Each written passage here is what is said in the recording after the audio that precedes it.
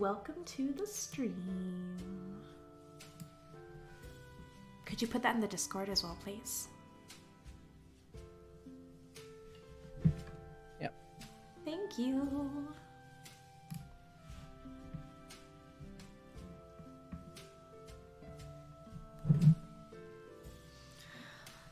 Oh crap, I need my campaign notes out now. I've been so focused on the Bard RPG stuff. I didn't have my actual campaign notes out yet.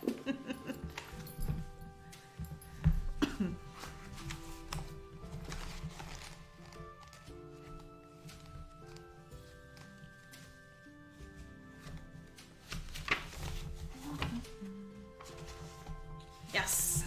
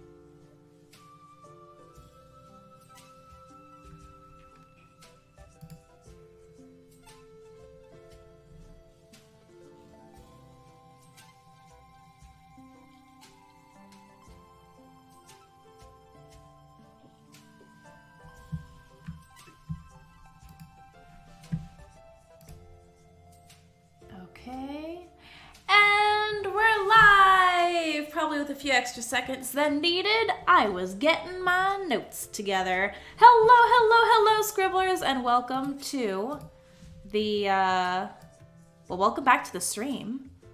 First one of the new year. We are all back from the holidays now, and it's going to be an exciting night. Welcome back. Hopefully everyone had a nice, peaceful holiday. We are going to have the grand premiere of Chapter 3 of Heroes of Iyastera starting tonight. Yay! Subscribble. What? Hatchling DM, who's that? Who's that? New year, new subscribble. Who dis? Thank you. Thank you, Bomb. 15 months. Dang. We've been doing this for a hot minute, haven't we? This has been a thing for quite some time now, I suppose. Gee golly. Sorry, I'm fixing my windows now because I know this song's about to run out and it's not allowed. Restart. So, yes, welcome everyone, players, audience, scribblers, friends, family, loved ones. We are starting Chapter 3 tonight. It is a brand new stage of the adventure of the campaign, and most excitingly, Bard RPG. This is no longer a Dungeons and Dragons campaign, even for 5e Fusion.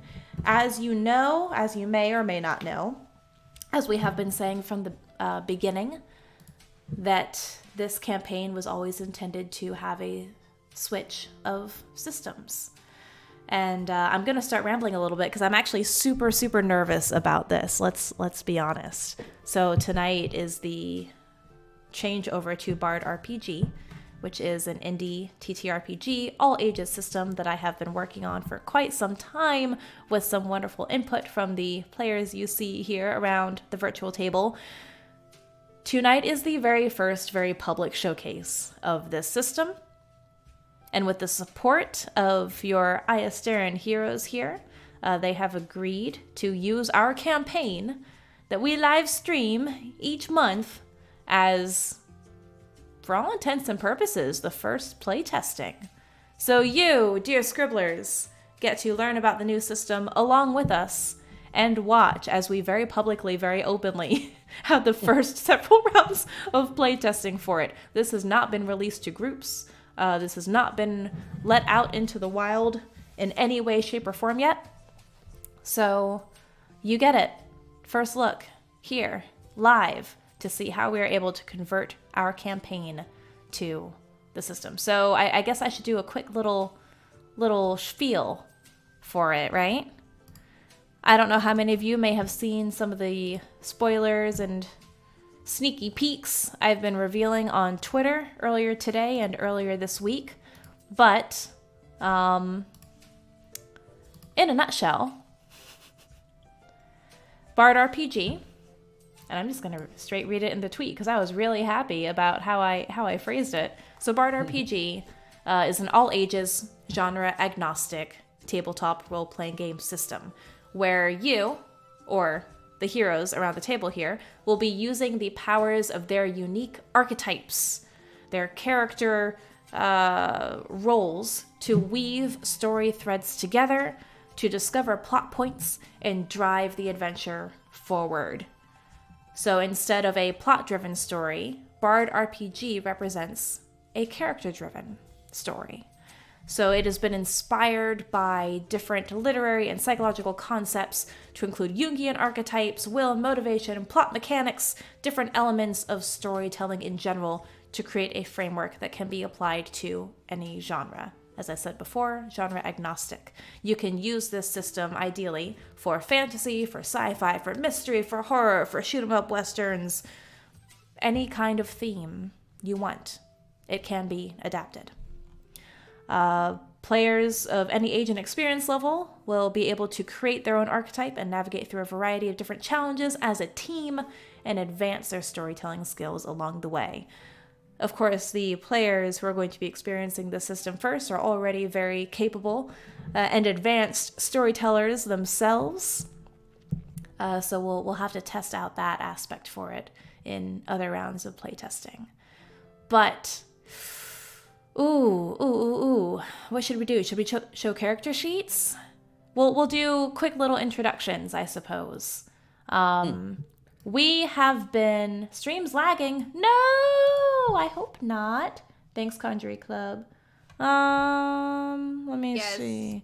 I mean, it's lagging on... We got some dropped frames. Okay, we do have some dropped frames. Maybe I should... Let me see here. I'm getting some lag too. Okay.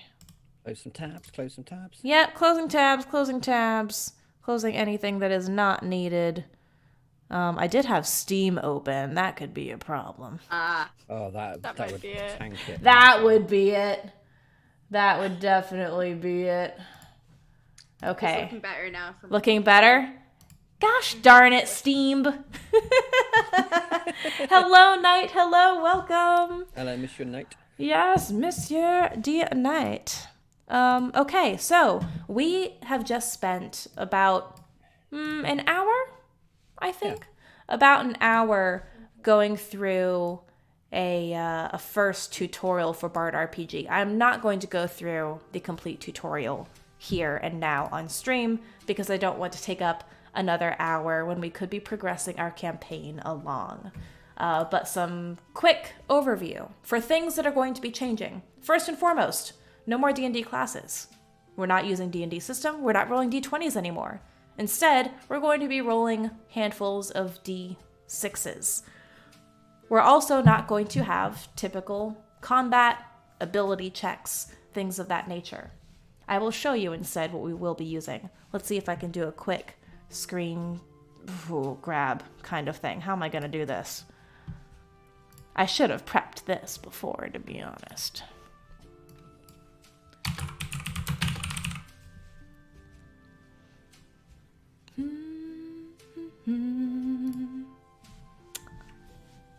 I know what I can do. I think I've actually saved it.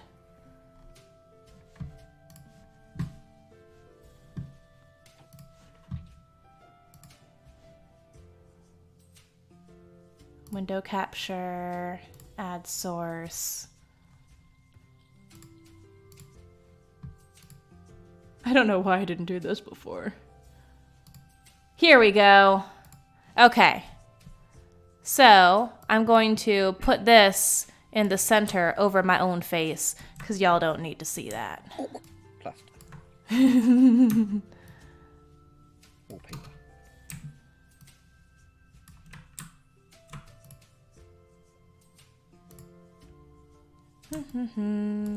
How do I, there we go. That's how you crop it. Okay. So I'm about to show you what our new character sheets look like, and this will help to explain the biggest changes that are taking place as we go through the conversion to this new system. Transition. Pow! There it is. So, Bard RPG.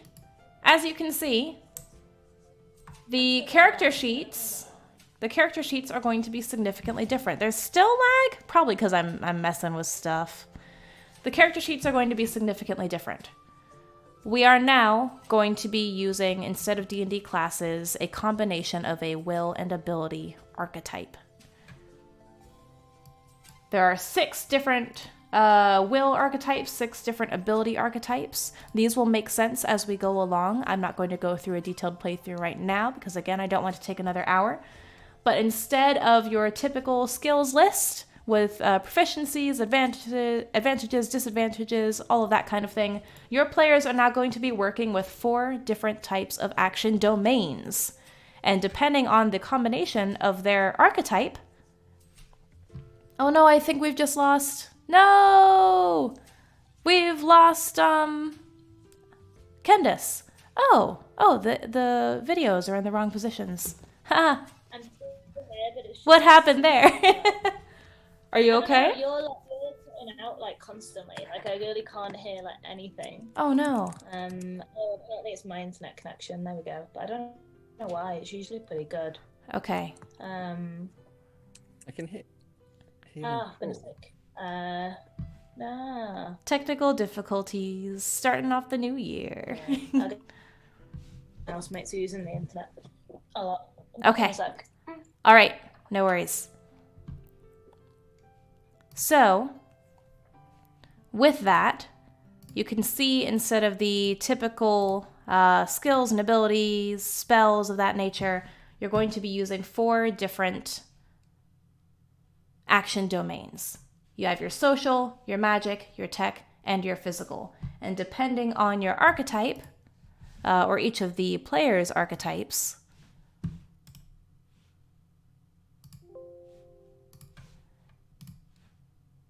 it will determine how many dice they're able to roll, what their level of skill or proficiency will be within that domain.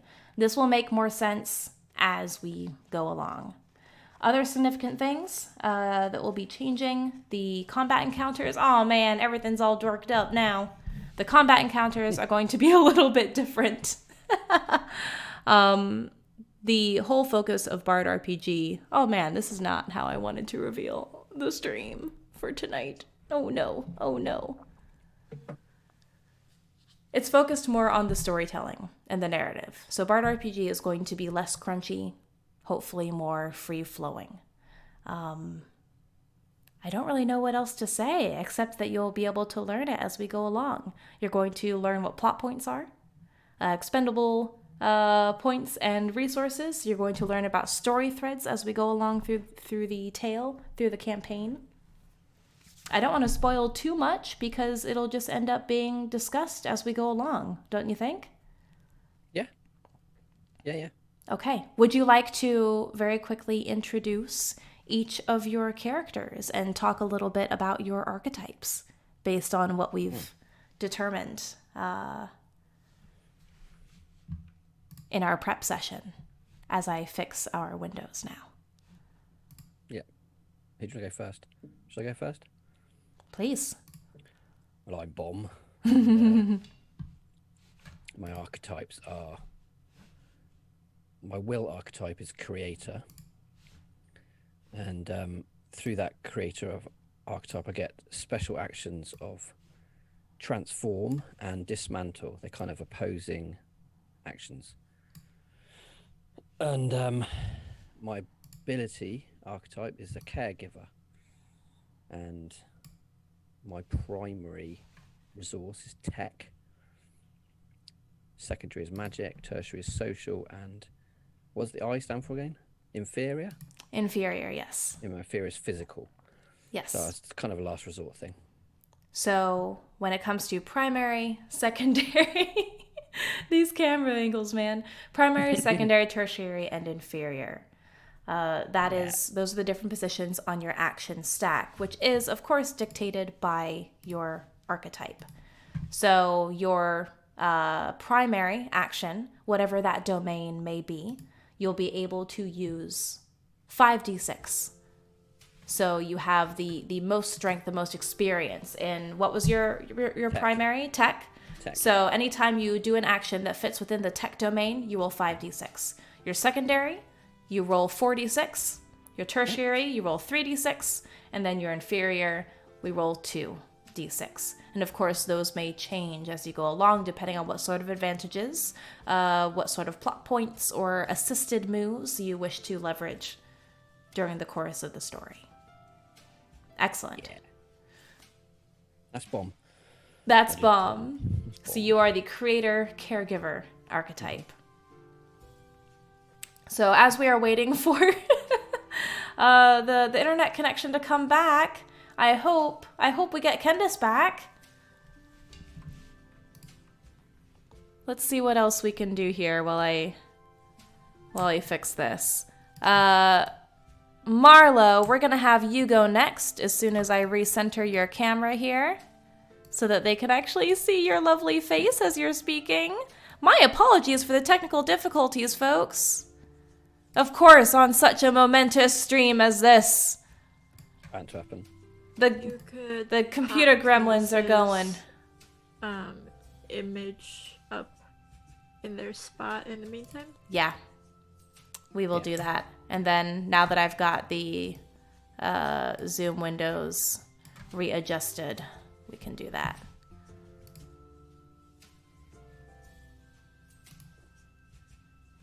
Excellent.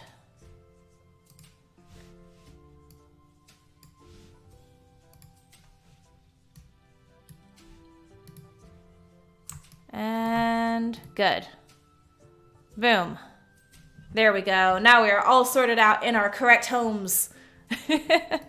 Okay, Marlowe, would you like to describe your new archetype for us, please? I am Marlowe, who's a nomadic inventor of sorts. Nomad being was it will? Your nomad is within your stack. Yes, your nomad is your will. Yes. The will aspect of your archetype. The why And you do things. inventor is the ability. Yeah. Mm-hmm. Yeah.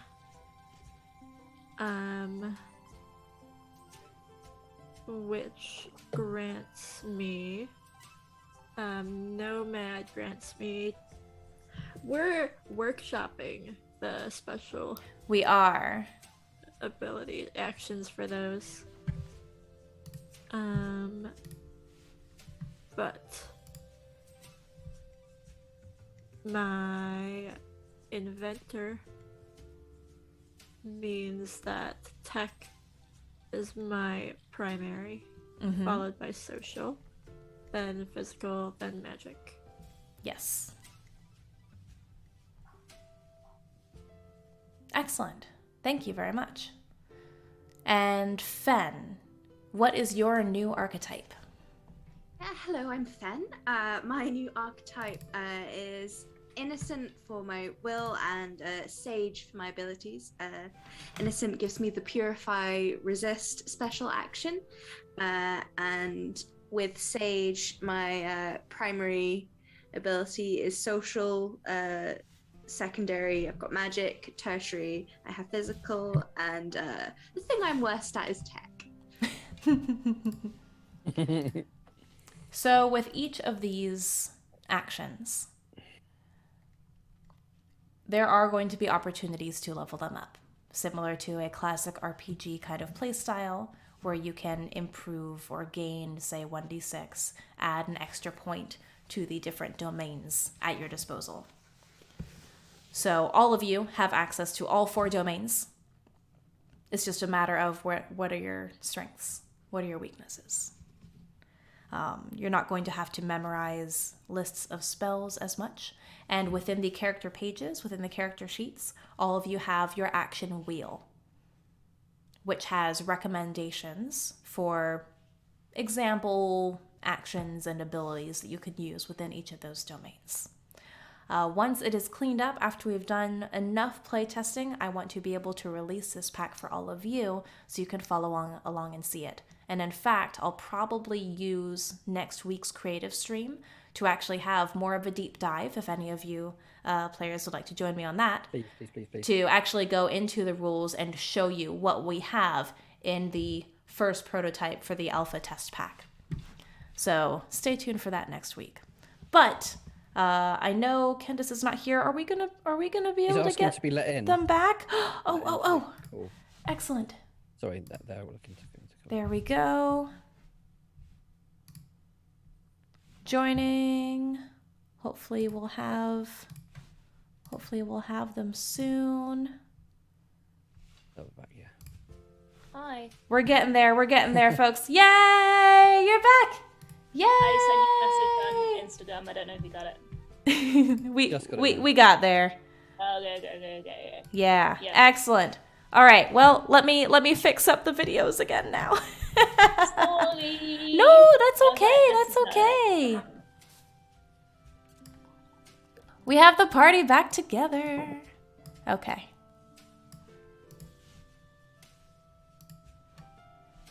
There you are. We've got all y'all's lovely faces.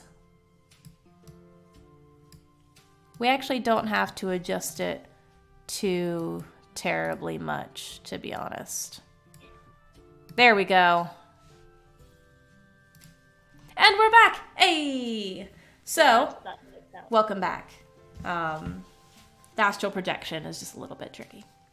So, we have just been going through and introducing our new archetypes, or your new archetypes. So, Kendis, the Hedge Witch. You are still a Hedge Witch, but what is your Bard RPG archetype now, with your will and ability aspect?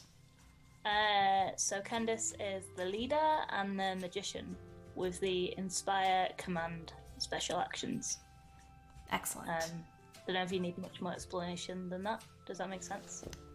That sounds good. So I know a lot of this will not fully make sense to our viewers yet, but let me just give a little bit more for these archetypes. So the archetypes, if you're familiar with the 12 classic literary and psychological archetypes, I've split those up within Bard RPG to represent the will, the why you do things, and then the ability, the how you do things. So just to do a quick listing of the will, so you can have the bigger picture in your mind before we jump into the story. We have the innocent, the leader, the creator, the hero, the rebel, and the nomad. Those are the 6 will aspects for your character archetypes that are available within the system. Each of those have different ideals and motivations that drive you through your story. Now, when you pair will with your ability, then you have your full archetype. The ability archetypes represent the methods that you employ when you interact with the world and with the story that you are driving forward. So you have sage, explorer, caregiver, magician, jester, and inventor. So between those 6 lists, you can come up with all sorts of different combinations, each aspect providing a different sort of action, a different sort of flavor to your overarching archetype. So we've converted all of those. You have your action stacks with your primary, secondary, tertiary, and inferior actions. You have your special actions, And all of you, as a community, are starting at this point in the campaign. You're going into Chapter 3 with 6 plot points. So plot points are another new thing that we are introducing to this game with this system. Plot points are, I should probably explain this now as we go along, they are expendable communal points which are earned over the course of the story. These plot points can be used for, at the end of each chapter, at the end of each session, leveling up, different base actions, evolving a special action, gaining a boost during the actual course of the game, getting a boost to one of your basic actions. So say you want to expend a plot point to add 1d6 to one of your rolls.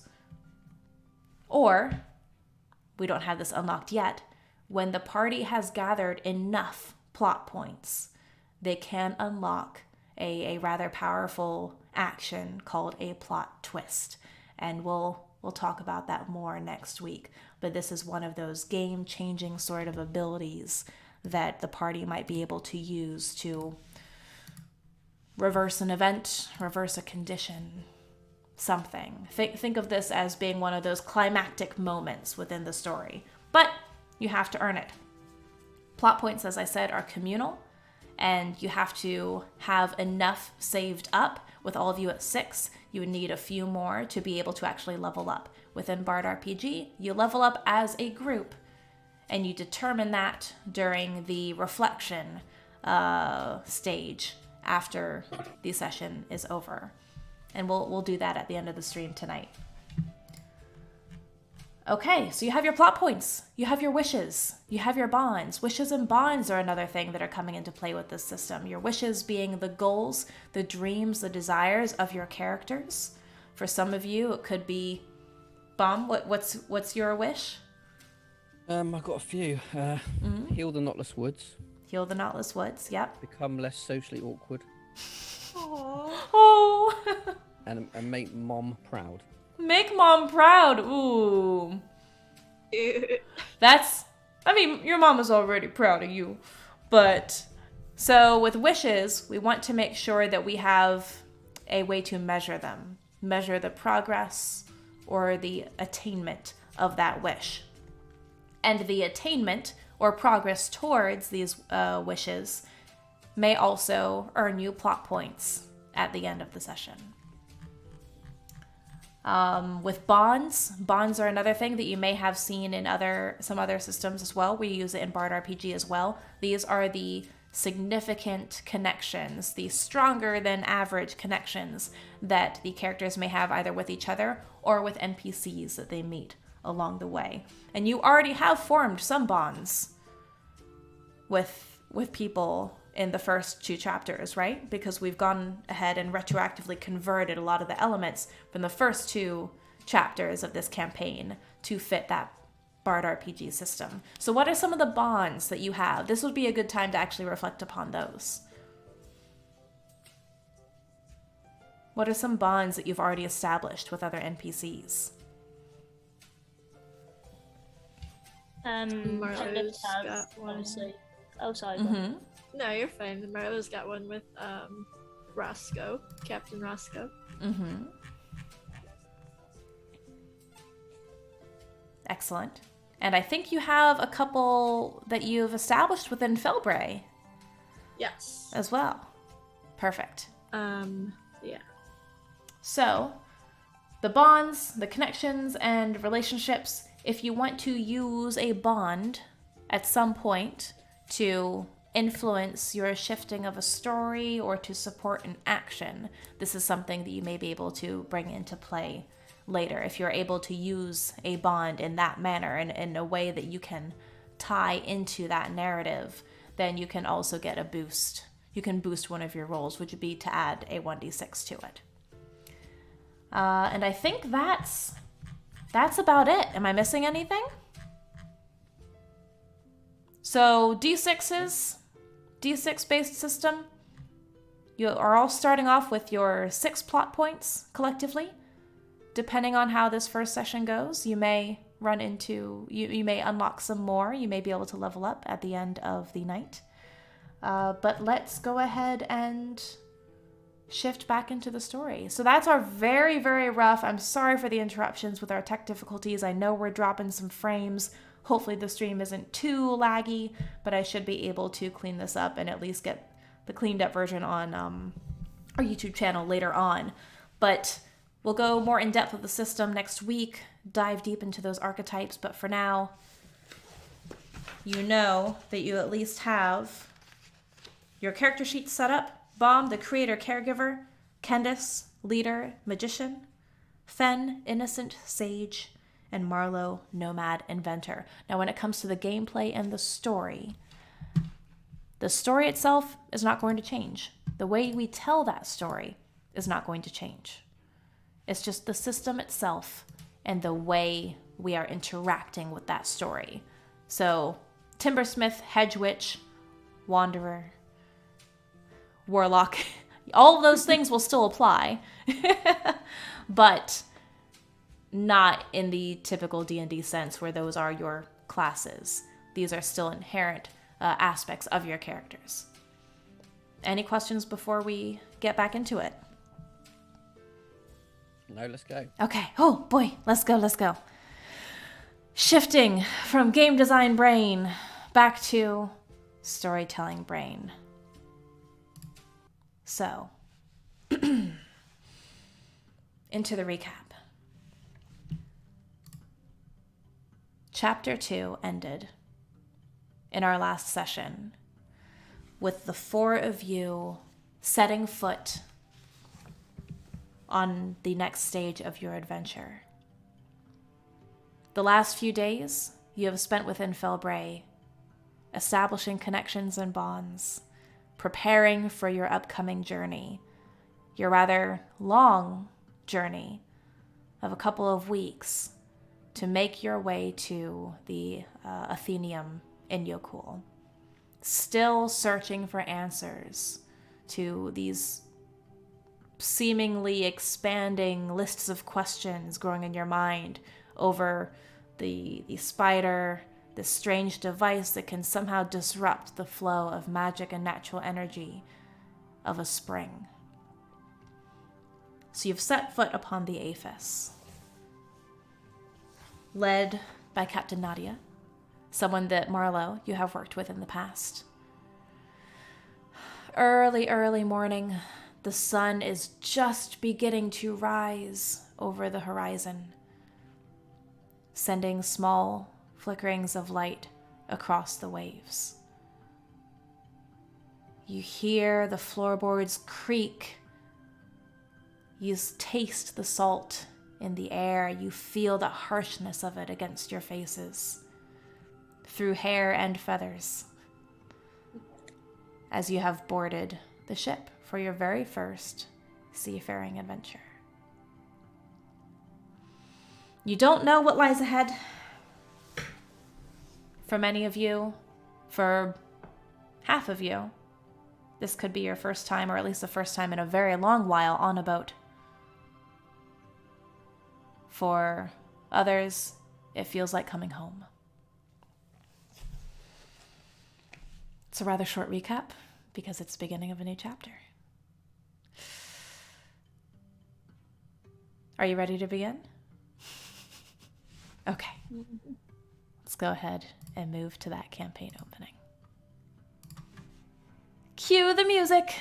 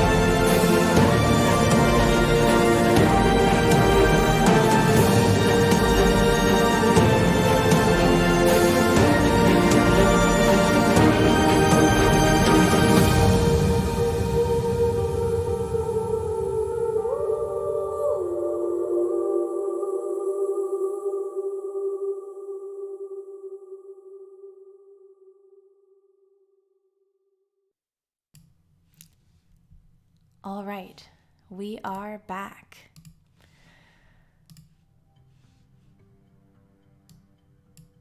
The first several hours of your journey aboard the Aphis has been a whirlwind of movement, a whirlwind of activity. And the four of you are sitting back, watching in appreciation, awe, and wonder at this almost clockwork precision amongst the crew of about 20 or so, about 20, 21 individuals on this ship, all being commanded by the captain and her first mate, second mate. You start to learn and see the different individuals on the crew. You have not had a formal introduction to them yet, but you are recognizing their faces, their forms as they walk past, barking out orders, everyone in the crew having their specific role, nothing in excess. No one is standing by idly as they're transporting cargo, securing all of the boxes and crates, the ropes, unfurling the sails, and preparing to embark. You see the first mate, Skelkin, actually, lizard folk, Skelkin, rushing past, ensuring that everything is secure, everything is safe, that all members are accounted for. The second mate, the navigator, is that seagull Aarakocra that you actually saw in the Brass Canary, your first night. You see a mix of humans, tabaxi, elves. You see a few gnomes bustling past. You're sure that you'll learn all of their names and their roles in the 2.5 or so weeks that it will take to travel to Yokul. And those shores that you have not, Fenn, Marlowe, and Baum, you have never seen, you've only dreamt of. Kendis, one that you have not seen in a very, very long time. You're not quite sure what awaits you. But as you are standing there, watching all this movement, trying to figure out where you should be standing and what exactly you should be doing, you see a rather tall, gray-furred tabaxi narrowing their eyes at you and walking up. One of their ears scarred, partially missing from some sort of encounter, accident, battle. Maybe you'll ask them later on, giving them a rather fierce countenance as they snarl out at you. Hey! If you're not going to be helping, move out of the way. Get below deck. We don't need idle hands, bodies, or wings up here. Go on, move. Move. Quickly ushering you to a place of safety where you won't cause any issues. Tom's kind of below decks. He's kind of getting on with carving some barrels. Just for fun, actually, just to distract him from the feeling of nausea he keeps getting, even though the hedge witch has supplied him with some herbal remedies. Yes. It doesn't seem to be cutting through the entire effect. So he's just really, really focused on these barrels and doing these big dioramas of like fish and waves and things. And try not to vomit. Oh no. And as you are trying to focus yourself on the very comforting, soothing movement of your carving knife against wood, even the sound, trying to focus in on that scraping, the very familiar sound of the steel scraping through the wood, the chips falling to the floor. you still can't quite hold back that feeling of unease as the floor, the deck of the ship itself is shifting and moving. And you hear with another call from above deck, that final farewell to the dock. And there's no turning back now as the waves start to carry you all out to sea. Marlowe, Fenn, Kendis, what are you doing? Are there any portholes below deck? There are. And yeah, Fenn will not want to be in the way, and so will be below deck, but wants to be having a look at the view. Mm-hmm. Quite excited by the prospect of traveling by sea again. Excellent. Staring out at the view.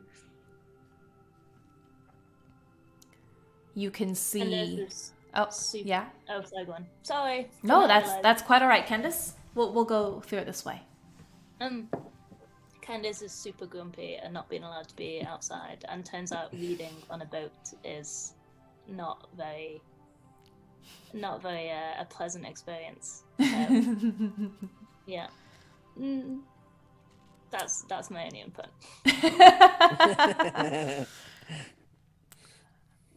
So the three of... Marlowe Yeah, go very ahead. stubbornly find something to do Mm-hmm. above deck. Because I she's like, "Yeah, figured." I've been on boats before.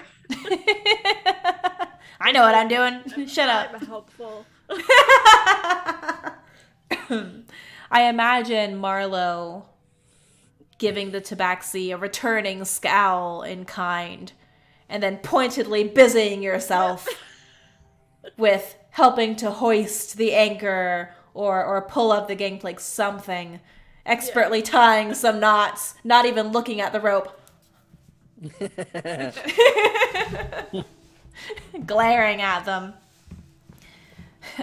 In response, they'll shrug and continue about whatever it was that they were busying themselves with. With the three of you below deck, trying to get a feeling for the rocking of the boat again. Fenn, you can see a little bit of this through the portholes. Marlowe, above deck, you look out to the sea. And you can appreciate how, with the expert piloting of the ship from the second mate, and everyone helping to guide the ship and performing their different roles, how the Aphis is very carefully able to navigate and position itself to avoid hitting some of these sharper, jagged rocks, the teeth that are jutting out from the waters, from the coastline into the more shallow cove area out to open sea. You can easily see why larger ships would have great difficulty in actually accessing the Felbray port. And in fact, as you are leaving, you can see some of the other ships that are just slightly larger than the Aphis itself, not actually able to anchor and come into the dock itself, but have to anchor and moor themselves a little bit farther out past those rocks and then bring smaller boats, smaller rowboats, to the shore. Just because it's too dangerous. It's too risky to bring most larger ships through those hazards, through the hazardous waters there. But in time, you're able to bypass those and get out to sea. It feels freeing for you, I imagine. What would be going through Marlowe's mind right now? How she feels more at home now than she has in the past few weeks, and she's reminded of just before Glenfarra, her time on Roscoe's ship. She's thinking of what could have happened to Roscoe. One of the other questions yet unanswered. and what I would have written down as a story thread, actually. Do you already have that recorded as a thread? Excellent. Any of those clues, those mysteries, or significant bits of information, certain people that you meet, certain objects that you find, could be recorded as story threads, something that is connected to something larger that you may need to recall, you may need to invoke later on.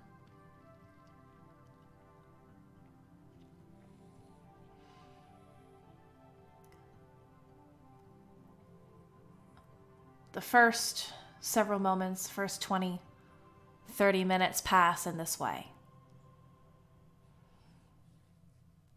And the rocking of the ship starts to feel a little bit more rhythmic. For some of you, perhaps a little bit more comfortable than others. And eventually, you are sought out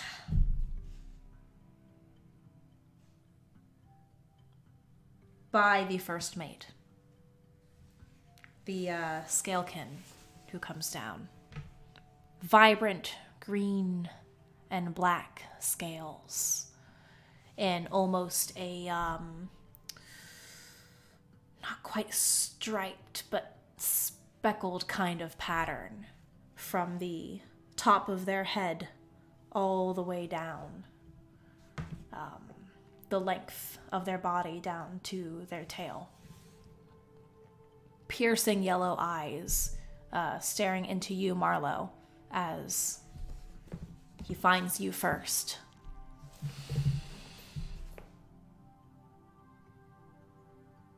You actually will know him. You've met him before because you've run into Nadia's crew and the crew of the Aphis previously, even though you haven't served on this ship. So you will remember them as Lazarus, a fellow Tashkili, who ended up, during childhood, traveling to Ela. You remember this now, with his family, and eventually joined on with different merchant ships and trading ships. You know Lazarus, as the first mate, is in charge of security on the ship, in charge of ensuring that only those who belong on the ship actually make it aboard. So Lazarus is doing his rounds, comes to seek you out specifically. Miss Megoria, pleasure to meet you again. Although part of the crew this time. Sorry. Pleasure is all yours, I'm sure. Tries to hold back a smile. It's been quite a while since you were able to interact with another Tashkili native, and with Skelkin. Those who aren't familiar with them may find their smiles a little bit unsettling. They're kind of lipless, scaled faces with some of the sharper teeth behind. But for you, a familiar face is always a positive thing. Lazarus, holding back holding back a smile and a chuckle at your jibe, says, "Yes, well, that remains to be seen. Glad that you're actually helping us instead of provoking some of the crew." That's what happens when you get me on your side. Well, let it be said that one was overdue. That one had overstayed their welcome a little bit. Perhaps we have you to thank for finally getting them to move along. But the captain wishes to speak to you and your companions. Where are the others? Not getting in any trouble, I hope. No, I can't speak for the elf, but the other two are probably doing just fine.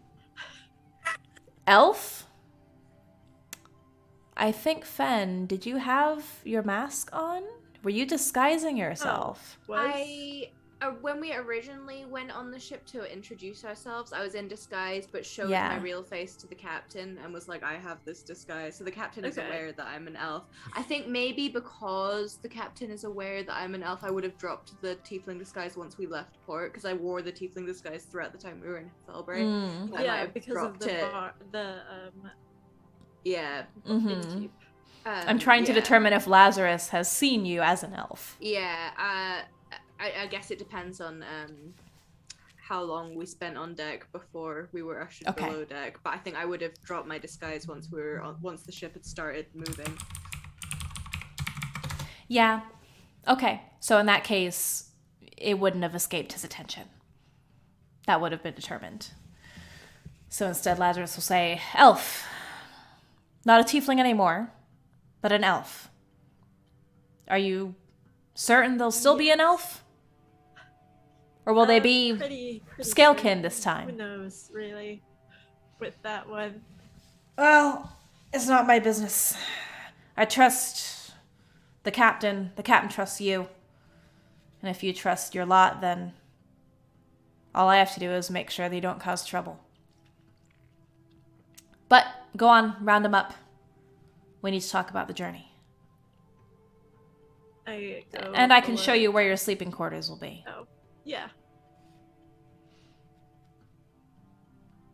So you go below deck. And gather the Yep. three. Captain Nadia.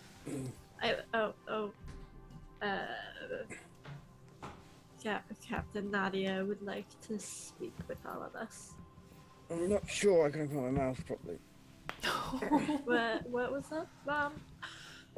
Oh no. He's gone from sort of like a deep orange colour, rust colour, to almost like dark brown.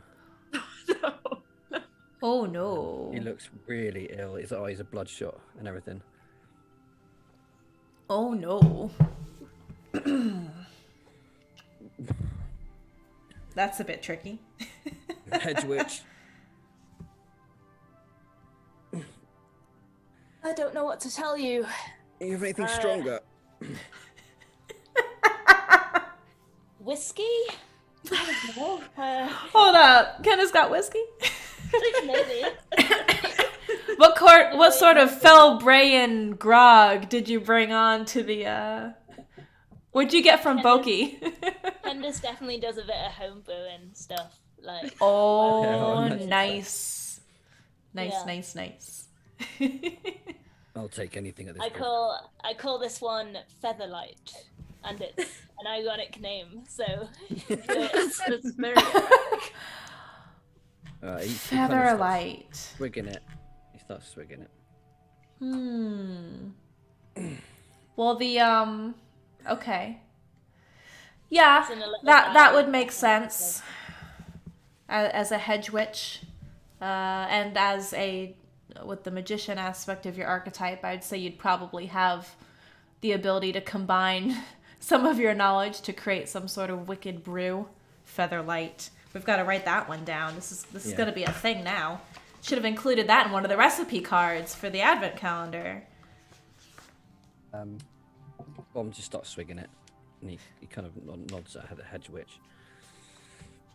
And this like opens her mouth to be like, slow down, but then just thinks the better of it. It's just like, if it helps, well, I can always brew more. He's not his happiest. Has Bomb had much alcohol in the past? Yeah, he loves mead. Okay. Yeah. Okay. Only on special occasions, but he counts this as now a special occasion. Not a good occasion, but a special. Very special. I'm sure Bomb will have tried some of Kendis's homebrew previously. Yeah, 100%. The amount of time they've spent together, it makes sense. Yeah. Yeah. Maybe not this particular one. It's a pretty new invention. So with a little bit of that liquid courage and constitution, perhaps, You don't normally drink alcohol to improve your constitution, but rather your confidence of it, I guess. Your estimation of it. Takes the edge off a bit. So you're all able to gather. Lazarus turns and leads the way back above deck to the captain's quarters, the meeting room where you met with Nadia previously. When you get there, you will find not only Nadia sitting down at that table, but she'll be joined by a couple of other members of the crew. You have Lazarus there already. You have another tabaxi. Oh no, the same tabaxi as before, who scowled a bit at you, Marlowe, and told you all to get below deck. And then you have a smaller figure. Looks to be an elf, but not the kind that you're as familiar with in Monair. But Marlowe, you will have met, not this individual, but more of their kind. This is a sea elf. Ooh. Darker skinned. Hair, almost a dark green, tinged with some silver, almost as if the salt from the sea had been integrated into their hair, their skin. Their eyes a deep, deep blue. You know that these sea elves are not as common. They don't go much outside of Ela. And Marlowe, you recognize an emblem that they wear on a cord around their neck as being that of the Sea Grove. And you know that oftentimes if the Seagrove clan deems it appropriate, they will send some of their own to serve as clerics and aides on some of the ships. Nadia welcomes the four of you in. Good to see you all again. You're looking a bit, well, I wouldn't say green, Mr. Baum, but perhaps unwell. How's the sea treating you? Are you finding your sea legs? They're well and truly gone. I had to crawl up from the below cabins. Well, this won't take too long. We'll sort out a few things, a little bit of admin, and get you back to your quarters so you can acclimate a little bit better. But I wanted to introduce some key members of my crew to you. I see you've already met Lazarus. Sal, nodding to the tabaxi. Sal here is our quartermaster. In charge of helping to deal out some of the tasks. We need to figure out how you intend to spend the next couple of weeks. We can't have idle bodies on the ship, as Sal likes to say, or shout half the time. And I know that you've offered to contribute as members of the crew, so I figured we should go ahead and sort that out before we get too far into the journey. Might help you learn a little bit for those of you who are not familiar with this mode of travel. And I also want to introduce Zeki here. Marlowe, you haven't met them before. Zeki, who's just sitting there silently watching, smiling softly. Zeki is our cleric and a representative from the Sea Grove. This is their first time of service on a ship. But they'll be here. So if any of you are feeling ill, perhaps they'll be able to help. But the rest of the crew I'd like to introduce. They are out and about. Marlowe, you already know Kyrillos. referencing the seagull Aarakocra, the pilot, the navigator. And we've got a smattering of some other folks that I'm sure you'll meet once your tasks and chores are assigned. So there are a few different things I know we could use a hand with.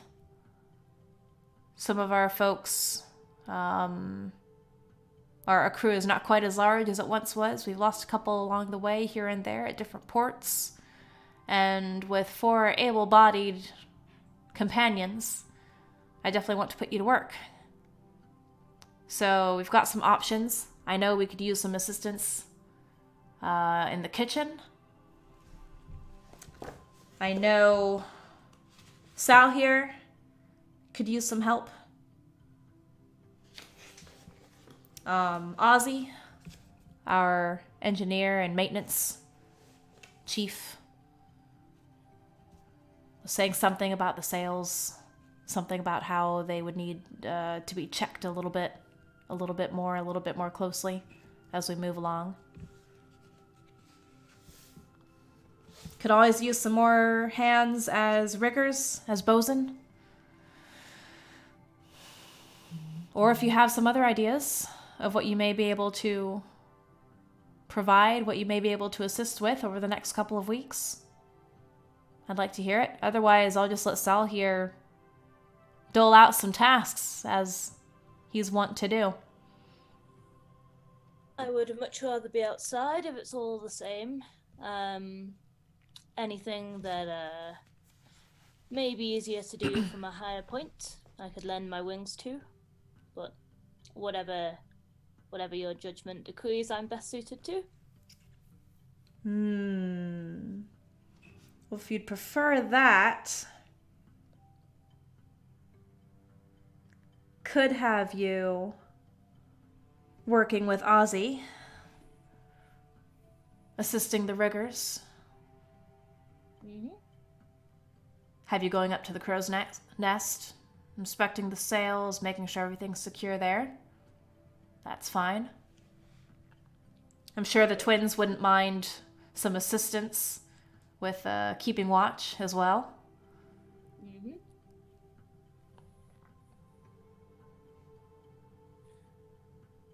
Anyone else, or shall I start assigning? Yes. No, I need to stay downstairs for a few days. Listen to me. I've got an idea. Now, I've started carving your barrels with my most intricate work. Now, at first I thought it was just a distraction, but now I think about it further. When we make port, each one of those barrels I can guarantee will be worth 5 times the normal storage.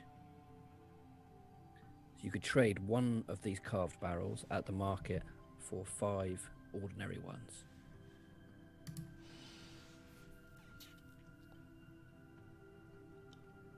So you're carving into our existing barrels, though? Yes? Okay. Well, since I can't very well stop you now, can I? Since you've gone ahead and begun already. Take As it long yourself. as I'll take a look. I'd like to see this work. I'd like to see what a renowned timbersmith is capable of, certainly. If that's something you'd like to continue to do, that's quite all right, especially if you're not feeling quite as well. And at this point, Zeki kind of places a hand on Nadia's shoulder. If it's okay, Captain, I think I could probably take a look as well. What was your name? You're from Glenferra, right? Yes. I'd be very curious to see the art that you've carved on those barrels. And perhaps, I believe your hedge witch companion already gave you something, but I may be able to help ease some of that seasickness if you'll allow it. Sounds like a good trade. Would you like to learn some carving skill? I certainly would. Perhaps you may be able to help me in some of my work on this ship as well. It certainly makes everything more valuable. Okay. Nadia looks at both you and Zeki. All right, that solves it. You're going to help our cleric. Marlowe, Fenn. Personally, I think you'd be a bit remiss if you didn't have me navigating for you, Captain. Of course. I assumed you would volunteer your services there. I'll have you know, though, Krill, is rather proud, if you remember. I'll leave that up to you with how you decide to handle that one, but you'll be able to help them out. Which was your usual role on a ship, wasn't it? I'm asking this, yeah. Yeah. That leaves you as the remaining untasked crew member. I'm always happy to learn. I'm happy for you to assign me anywhere you need someone and who might have the patience to teach me something new. Is there anything that stands out to you? Anything appealing?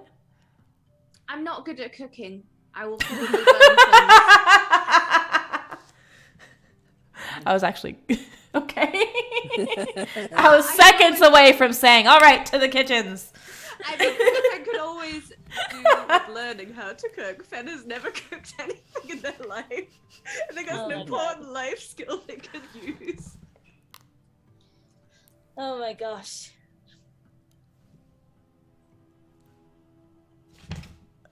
Very much You know what?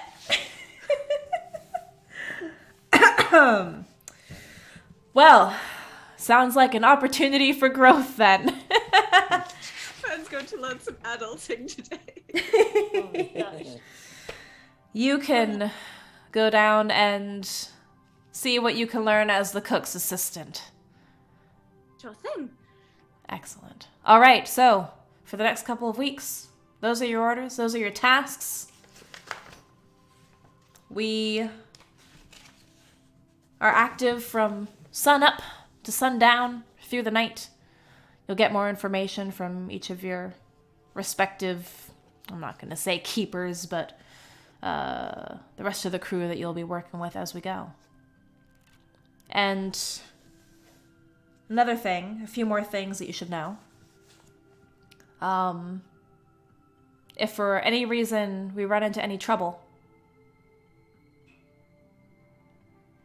I am considering the four of you fully part of this crew, part of this family, and will ensure that we are looking out for each other. Yes?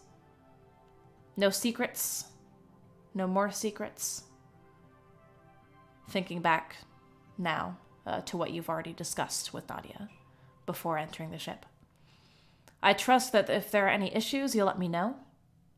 If you notice anything strange with the various things you've been trying to discover, you'll let me know. Yes?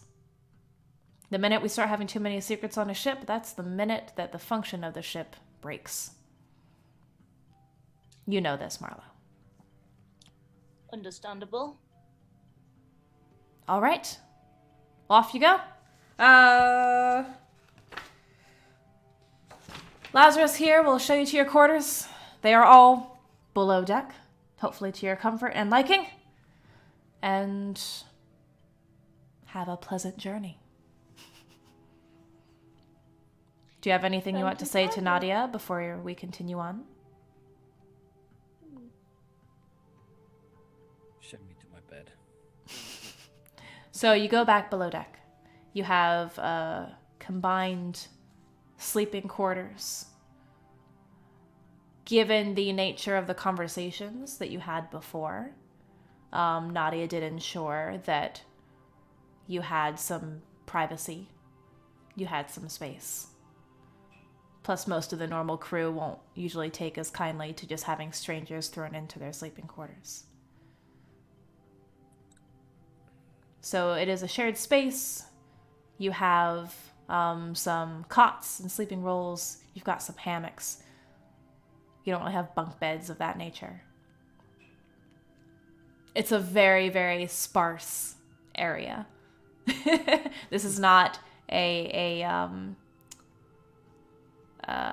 transport leisure ship. This is a merchant vessel. So it looks as though they had cleared out some of the space of cargo to make room for sort of a makeshift sleeping quarters for you. But it's comfortable enough. You've got plenty of blankets. You've got some chairs. And then you have your sleeping arrangements. Bomb just collapses. Are you going for a bedroll on the floor or a hammock? I wonder. Whatever's closest. That'll be a pile of blankets in the corner then that have not yet been distributed. He sort of stumbles over, throws the blankets behind him, apart from one. Just lies down on it and wraps himself in it. And that's it. He doesn't even get onto a bed or a hammock. He just lies on the floor with a blanket. Oh dear. But he's used to sleeping in the woods, so. On a tree trunk, so he's used to a hard bed. So the blankets probably feel very nice. Yeah. Maybe not quite as nice as the past 3 nights in the Brass Canary. Wow. But comfortable. It's just the fact that it's moving. So, we're going to... The way we'll handle the following 2 weeks on the ship. There are different events, different things for you to learn. Before leaving you to your own devices, Lazarus does turn to you, Marlowe. And he says, per custom, we'll have a bit more of a dinner tonight. Bit of a start of a new journey. You know how it goes after you've been at port for a few days. You got to use up some of the fresh ingredients and produce that we get from the resupply. So consider tonight a little bit of a... not going to say welcome party per se, but a little bit more of a celebration. It's a little bit of a night off before we really get going. So hopefully we'll see you there. You know where to find me if you need anything. So it's probably a few hours, well, more than a few hours away. At this point, it is late afternoon. There's not going to be as much for you folks to do right now until you get to the dinner. You can wander around. You can take a look at things. Fenn, you would be able to find the kitchens if you so choose. Marlowe, you'd be able to go up and meet with your fellow pilot, your fellow navigator.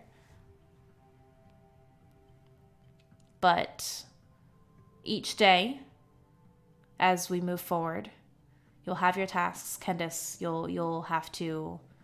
I suppose this is what we can do until dinner. You can go ahead and meet the different people you'll be working with. For sure. Another note.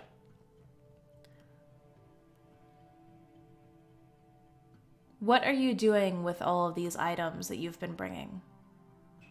Where's the spider? You do have like a chest where you can keep things secure in your sleeping quarters, if you wish. Do you need to discuss anything as a party before you all kind of... I think the spider and the sculpture would be in the chest. Yeah. That makes sense to me too. Double kind of concealed. Doubly concealed. I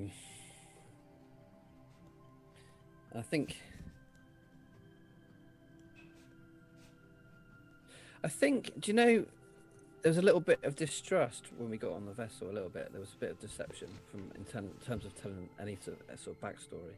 So I think Bomb would have, it's got quite high wisdom, so he would have deliberately shown the cleric the sculpture and said, "This is one of my finest pieces," type thing, as if it's like just a normal item to carry around as a timbersmith. Will you have done that during that first meeting? Yeah, I think so. Okay. Okay. So take them off the track of it and be anything particularly unique or special. And describe the sculpture again for me. It's like briefly. It was like two trout, wasn't it? Like interweaving, and then some sort of effigy of party in between. So it's quite intricate, but he just throws it off as kind of like just typical work he does. He just makes it quite a mundane description. That's the typical stuff I do. And then he moves the cleric to the barrels and says, "This is much more intricate." Okay. So we can go through that if you'd like, as a little bit of a flashback kind of thing. Yeah. So or because it seems like you are not feeling too well. So would you have taken the time to go through the carvings at this stage, or will that be later on? No, I think it'll be another time. Yeah. Okay. Because I'm sure that they will come to find you if you don't find them first. So, thinking back to that initial conversation with Nadia, and what you told her and what you did not tell her, is there anything you need to discuss as a party before going about your different tasks?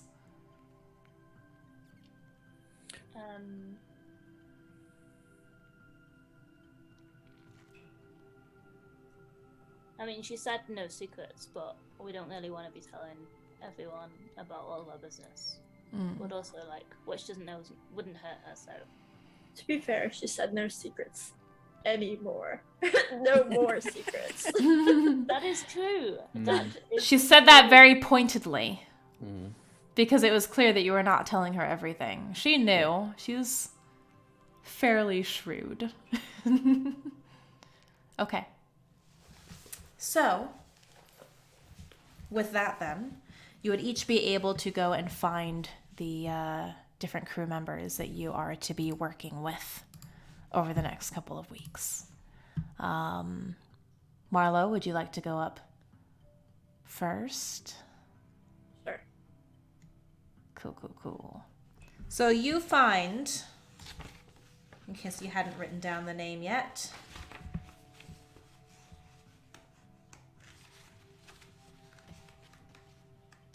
having to flip back and forth. For those of you in the chat, I prepped all of this while I was on a boat, on a ferry, for so many hours. Krill, you know Krill. You've met Krill before. You remember seeing Krill, the seagull Aarakocra, engaged in an arm wrestling match, quite drunkenly, on that first night. Oh, yeah. In the Brass Canary. Yeah. Yeah, for Kendis, it was the first seagull Aarakocra you'd actually really seen before. Krill is from Ela. One of the rougher ports in Ela, we'll say. So Krill is very confidently up there, steering, consulting different maps with Nadia as you walk up. As you approach, he is in the process of charting out a course, or rather reviewing and amending the course to Yokul. Doesn't even look up when you approach.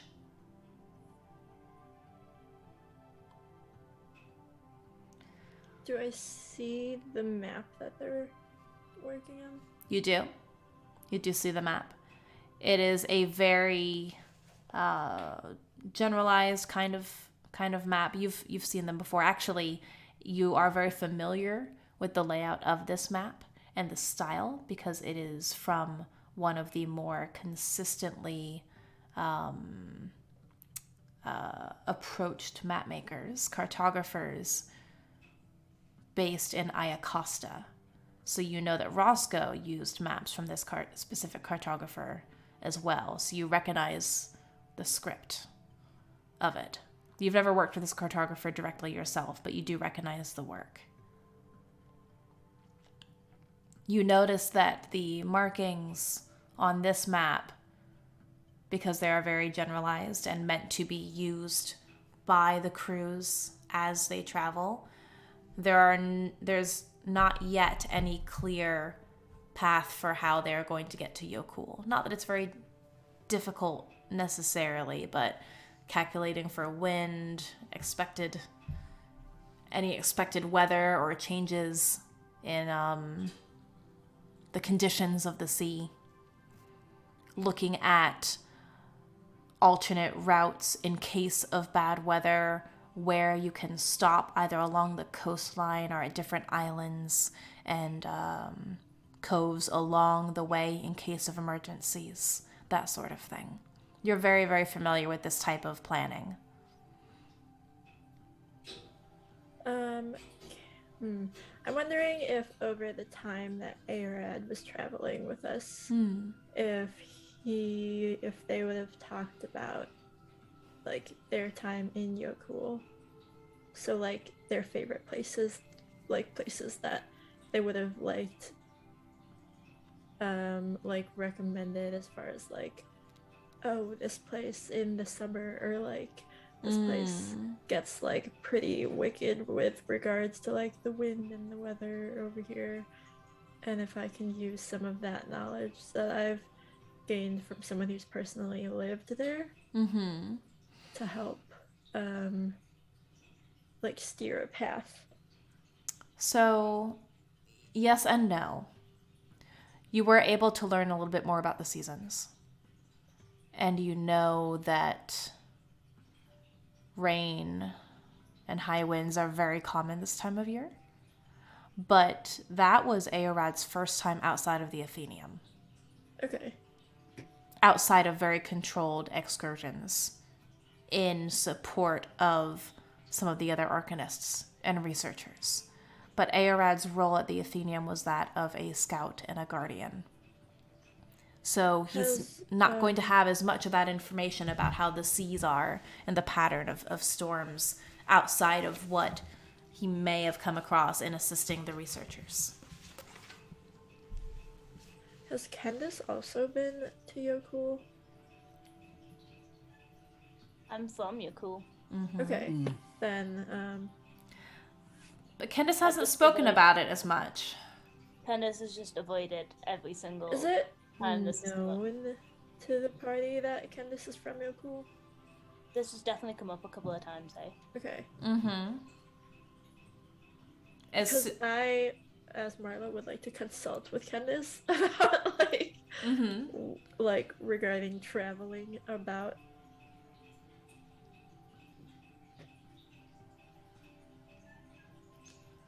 you can do so now. And in fact, because it has come up that Kendis is from Yokul,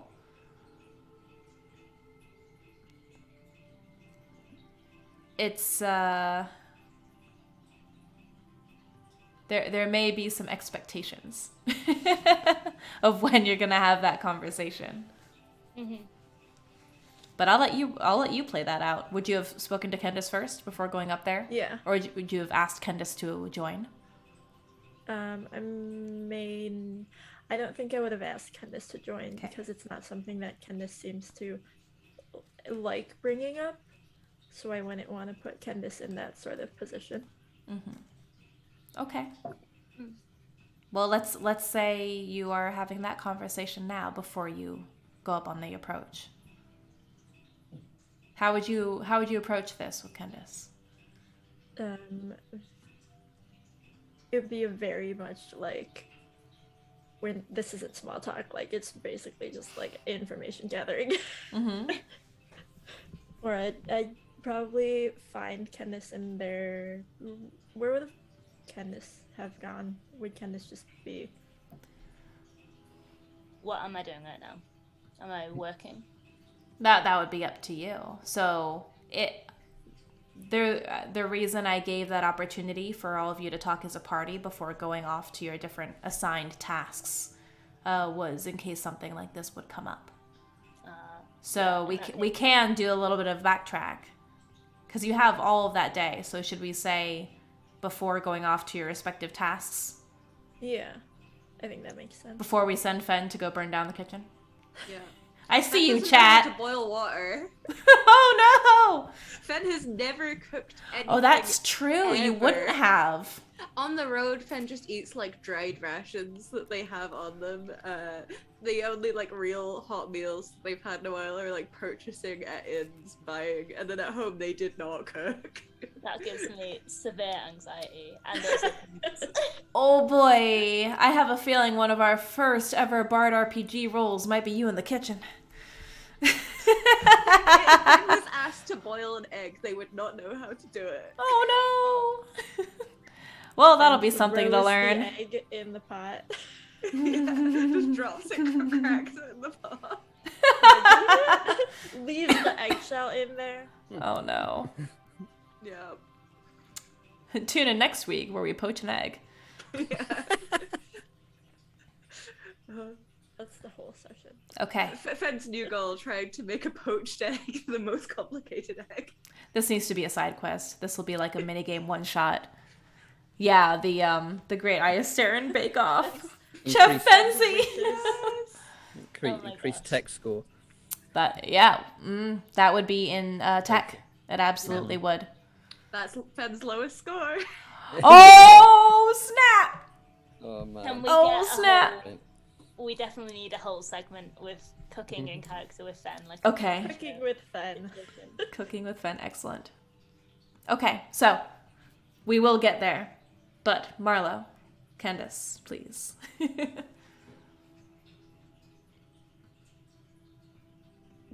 Kendis, I'm not as familiar with, or I guess, to put bluntly, I'm not familiar with Yokul. I was wondering if you might know the best sort of way to navigate the waters around there. Well, as it goes without saying, proceed with caution. It's a little rocky, basically everywhere. When I left off, well, anyways, through the just let me cast my mind back. I imagine we'd be going to a small port on the eastern side. The pier juts out quite far from the land just due to the sheer amount of rocks in the water. They go out quite a ways. It's going to be pretty tricky to move around, especially the closer you get to the shore. So there's that.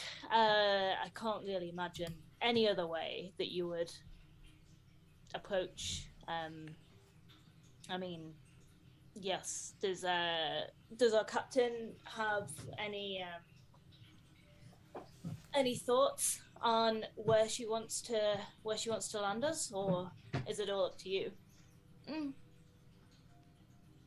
I'm not quite sure they've quite figured out a path just yet. Well, that would be my suggestion. Approach to the eastern side. It's more or less kind of a hike either way, wherever you're heading as far as civilization goes. Not that I feel like there's very much out there, but yes, like it'll be a hike either way for us to get to where we're going.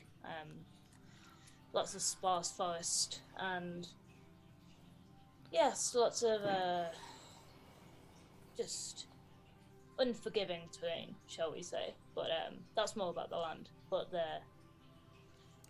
You know that there is a port more on that southern coast.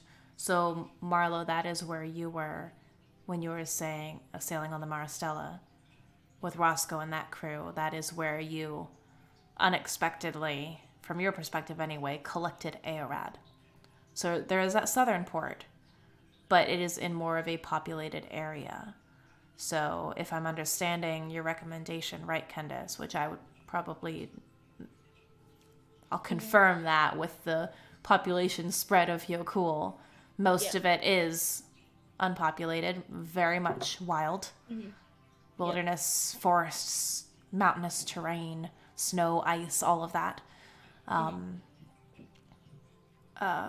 Old volcanic regions as well.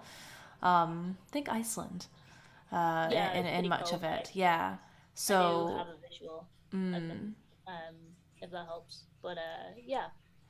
a lot of the yeah, population is going to be I- concentrated on that southern coast, and then as you get closer to the capital. Yeah, I mean, because Kendis left kind of incognito. There's a small kind of improvised, crappy little pier that Kendis took off from, which is what they're collecting, like right here. But yeah, we'll also relay the more populated southern side to Marlowe. But yeah, it's kind of just a tricky approach, I think, in general, just because like the land is so like it's not very well maintained, hey, because there's so few people kind of coming in and out in general in the last like couple of years. So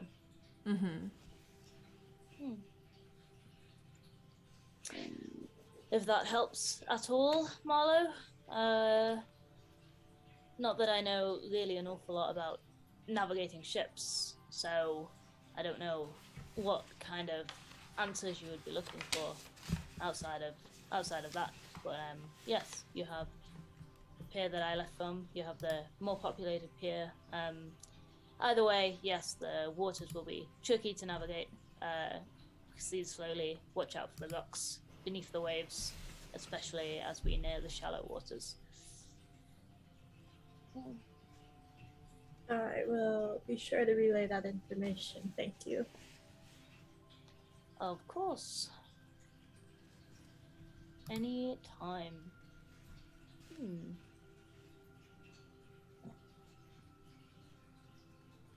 Anything else? Would I happen to know if there's a sort of study on board? Because I would probably have been on enough ships to know whether or not ships generally have little, like, studies with books and stuff. You'll have the captain's study, which is sometimes part of the captain's quarters. Sometimes it's kept separately. You remember that the captain's quarters for Nadia were not quite large enough to also include its study, so you could probably find one. You could find a library and map room elsewhere. It's not going to be very extensive. This is a smaller ship from the Maristella, but there would be a separate one. Yes. Namely, I was just looking for books. If you by chance were looking to read, there's a study on board. Oh, you told Kendis that? Yeah. Very nice. Well, that sounds like a fine place to settle down at some point. Although, as I say, reading with the bush of the waves is just about as unpleasant as I remembered the last time. So.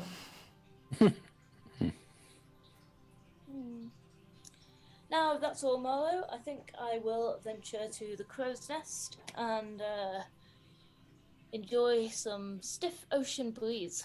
Okay. And I go off to Krill. Excellent. So you find Krill exactly as you would expect, poring over the map, referencing, trying to identify different points along the way, points for emergency resupply, points for shelter, and trying to determine where because they know about that larger port to the south. And it sounds like, as you are now walking up, that is what Krill is recommending. I To relay Nadia. the information that Kendis gave me without saying it, like, as my own information. Okay. So they're not like pestering Kendis about it. Okay. Very subtle. Very nice.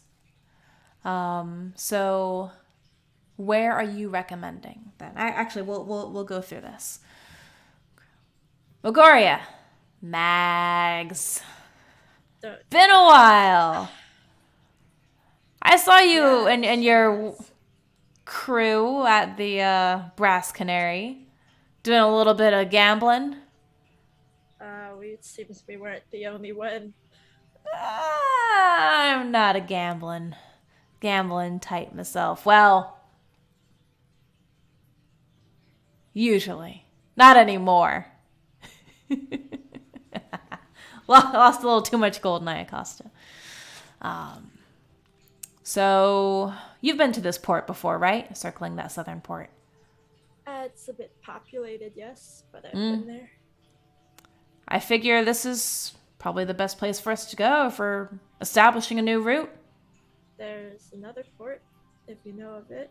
The eastern, was it east? Mm-hmm. Eastern port.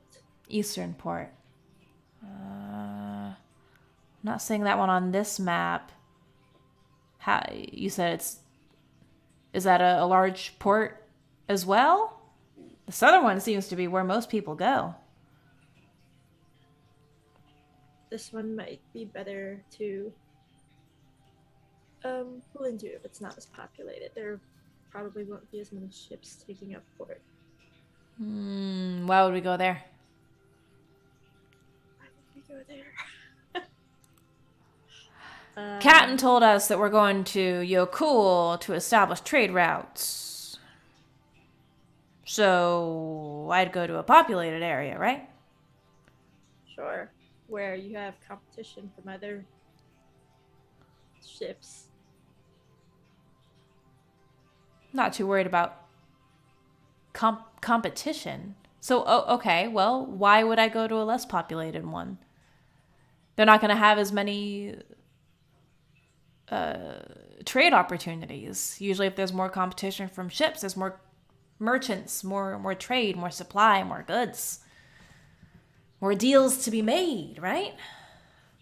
Sure, but if you're the only one pulling up the port, you're the only choice to make. I don't know if I want to go to some backwater town. Have you been to this port? What can you tell me about it? How many ships can they fit in their harbor? How many merchants are there looking for trade? Like, you gotta work with me here, Max. Come on. Max. Should have asked more questions. Would have known this. Actually, would I have known this? You know, so you remember the way you sold this to Nadia was to get the APHIS some more trading deals, to explore new ports, explore new opportunities for trade and commerce. It is a new port, but you're gonna have to make a good case for it. How's your social domain? How is my social domain? I think that's second. Your a secondary skill? Yeah. So when it comes to performing actions, this could be a way you could perform an action. You still have to go through it narratively and make a good argument for it. But anytime you're trying to change something, anytime you want to shift the story in a certain direction that's more favorable to achieving your wishes, your goals, you would use an action. It's not quite as liberal as just doing a skill checks. Like passively gaining information kind of skill checks in D&D. This is one where you actually want to influence something for Bard RPG. So if you are wanting to influence and to convince and to encourage the choice of a potentially smaller port with perhaps less juicy trade opportunities with merchants, this would be kind of a significant kind of action. Would you like to see if you can overcome that challenge?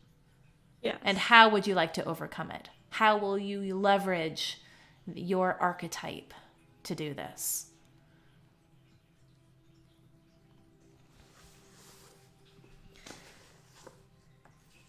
Because Krill is sitting there looking at you like you're crazy. You've been on merchant ships before. When would old Roscoe, old man Roscoe, Roz, ever go to an unknown port? And if farther away from a population center, if there's not a city there, if there's not enough people there, who are we going to trade with? Why do you want to go there? Can I argue that it's like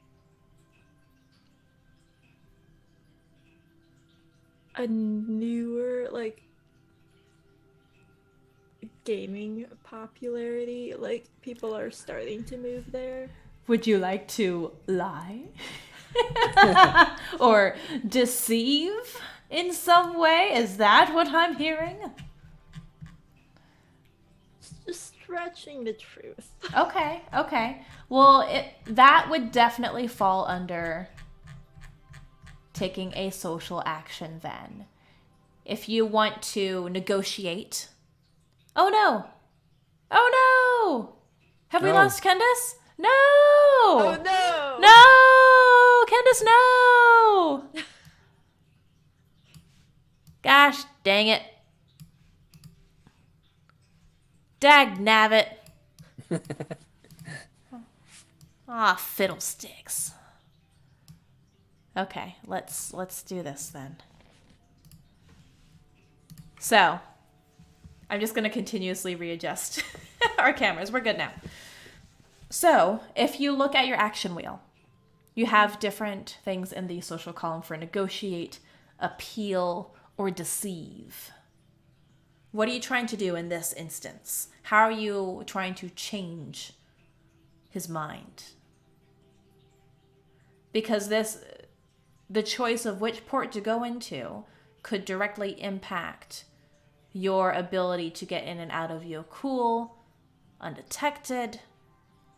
It could change the length of time that it may take for you to get to the Athenium.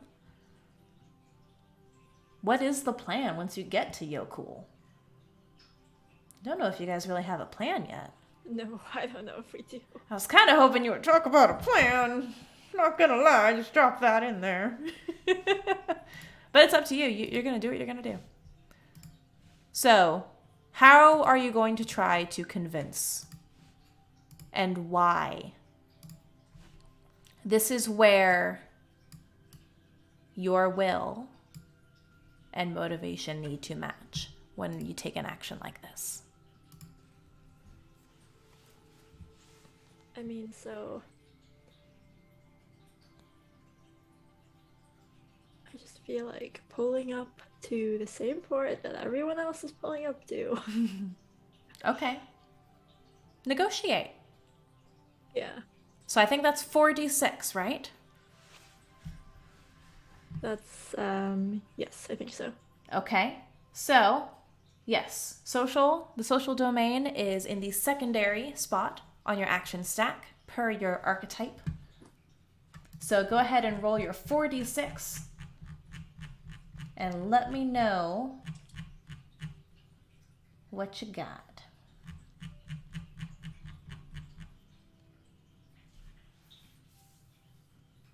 And let me know what your argument is going to be as you influence this possibly key decision. Is it the total? Yep, the total. Okay. 19. 19? That's good. Okay. Okay, so that's a strong roll.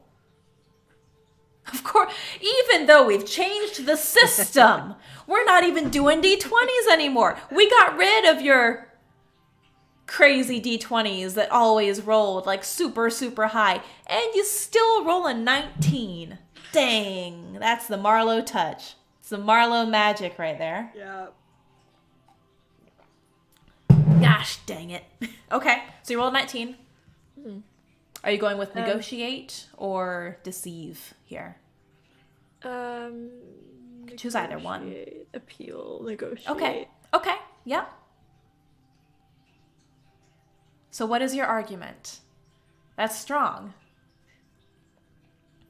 Because I've been on, like, many ships before. Mm-hmm. A lot of which were trade ships. So I would have known... At least, like, a few of them may have docked at lesser known ports. Mm-hmm. And I would have known how that went over. Okay. So you are going to use your experience from sailing, from serving on ships.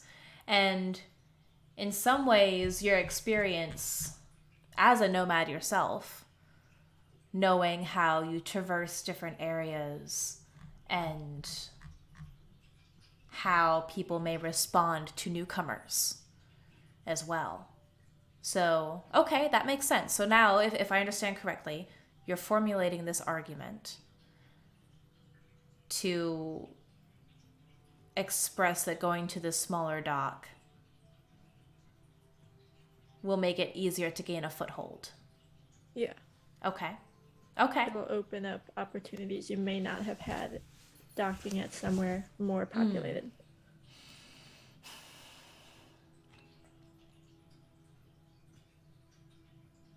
Okay. Krill's looking thoughtful, looking at the map. Probably extends our journey a little bit. But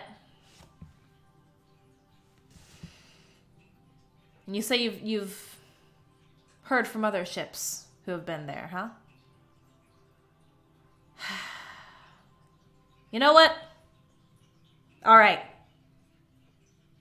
I haven't been to Yokul. You've been to Yokul. I guess that makes sense.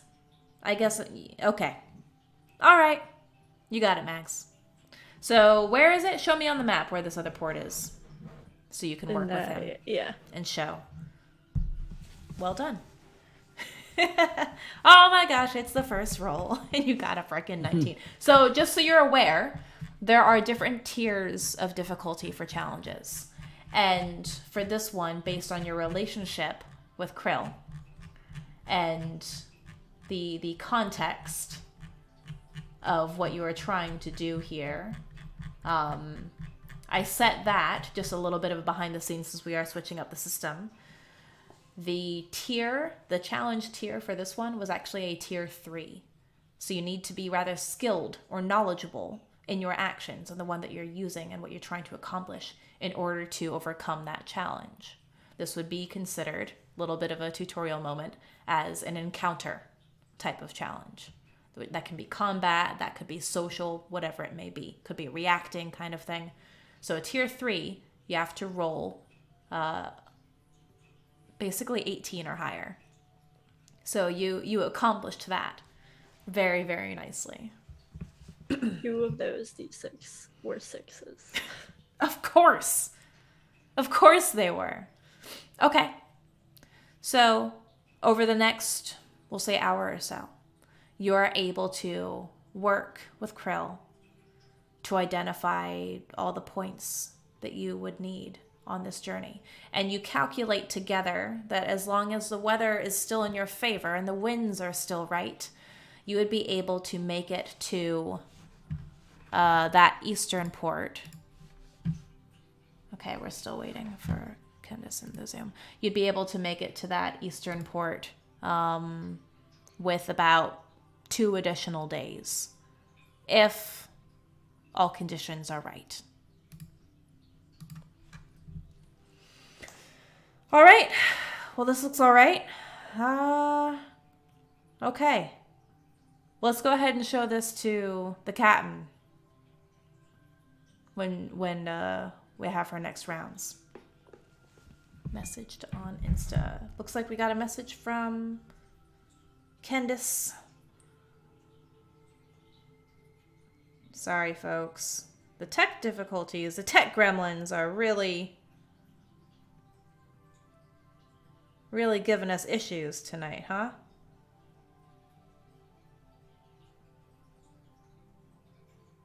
Oh no! Oh no! Okay, message from Kendis. Some expletives that I will not repeat on a family-friendly stream. I think I might be out for good. They've got some extra people around. There's a bit of a strain on the internet usage. So Kendis, unfortunately, has said, feel free to continue without me and have Kendis off doing ship work for a while. All right. That's fine. Kendis is going to be helping to inspect the sails, make sure all the ropes are secure, and keep watch in the bird's nest.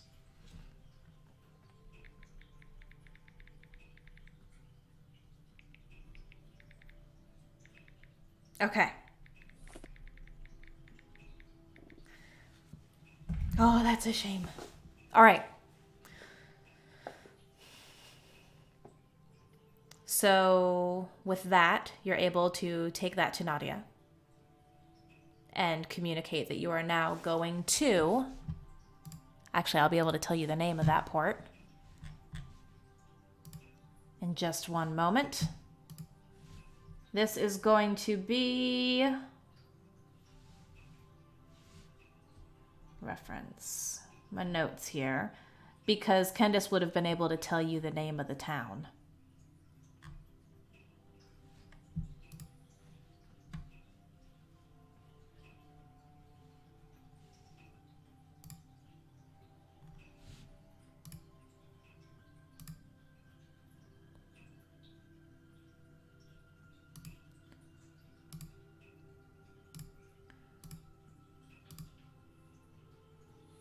Okay.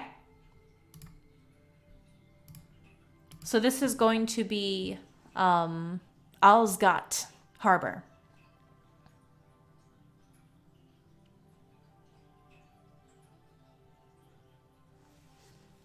So you are setting course for Alsgat Harbor. It'll be a little bit closer to 3 weeks now of your journey.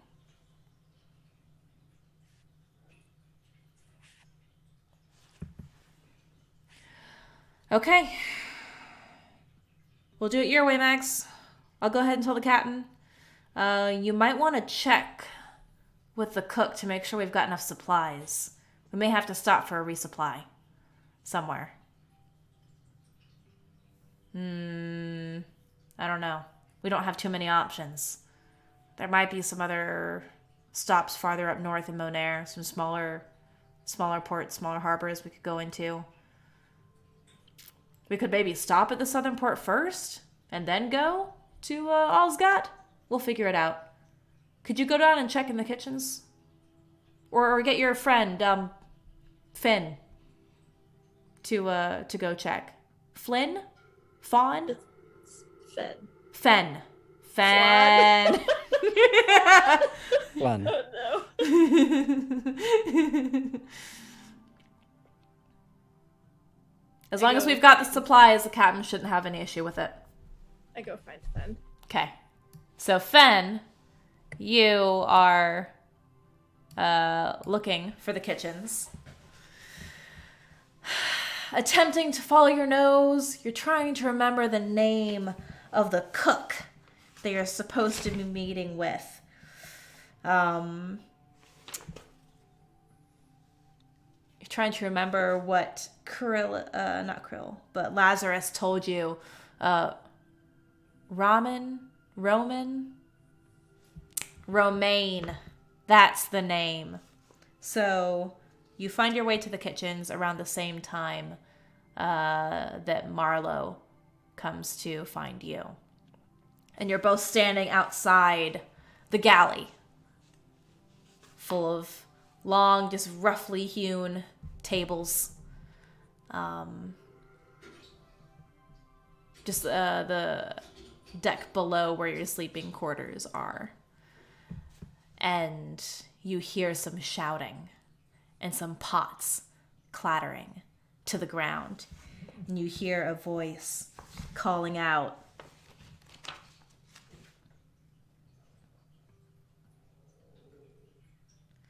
"Dang it, Danilo!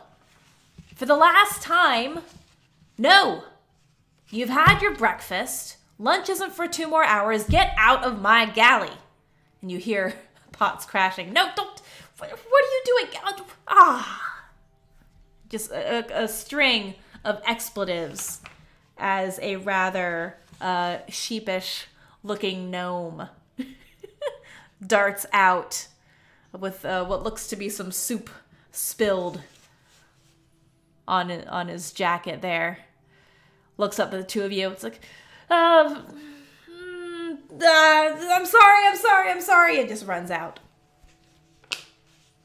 Well, cooking seems fun. I am sure you'll take to it just fine. Have you ever cooked anything before, Marlowe? I've cooked a few meals and yes. Wow, really? That's so impressive. What did you make? Have you ever cooked anything? No.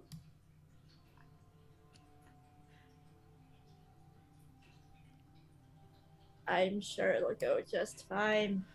I mean, everything seems to. I'm so good at picking up new skills. You know, I'm sure I'll be great. It'll be fantastic. I peer in to the kitchen and make sure there's something. It is put a fires mess. out.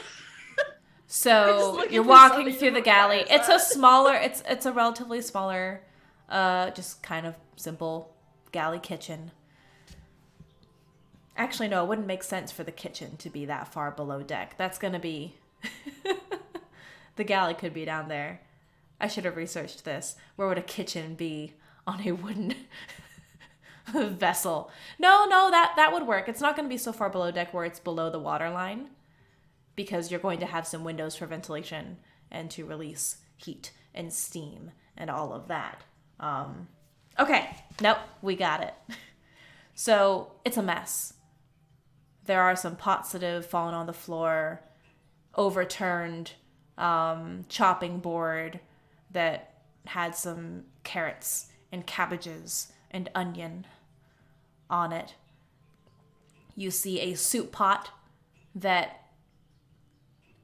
had just been caught by a human male, middle-aged, completely bald, almost hairless except for 2 big old bushy eyebrows, rather portly, a very angry and irate looking human, now looking at the two of you coming in. "Well, don't just stand there gawking. Help me. You there," pointing at you, Fenn. Yeah. "Grab that pot. You get the vegetables." Yeah, I grabbed the pot. Lunch was almost ruined. The soup has now been righted back on the cooktop. He's just staring around. "Well, if you're looking for a bite to eat, go elsewhere. No, You ain't getting anything here." My name is Fenn. I've been sent to come and help you. You're Romaine, right? Yeah. Oh, okay. All right. Yeah, Lazarus told me that someone would be coming to help. Well, as long as you don't knock soup over like that knucklehead did. Can you clean? Are you good with Yep, cleaning? yep. What can you do? I'm sure I can manage. I'll give cleaning a go. Yeah. Yeah? Okay. Have you worked yeah. on a ship before? Okay, not a big deal. Have you worked in a kitchen before? Okay. Oh no. Can you hold a knife? I can hold a sword. I imagine it's similar. Close enough. All right.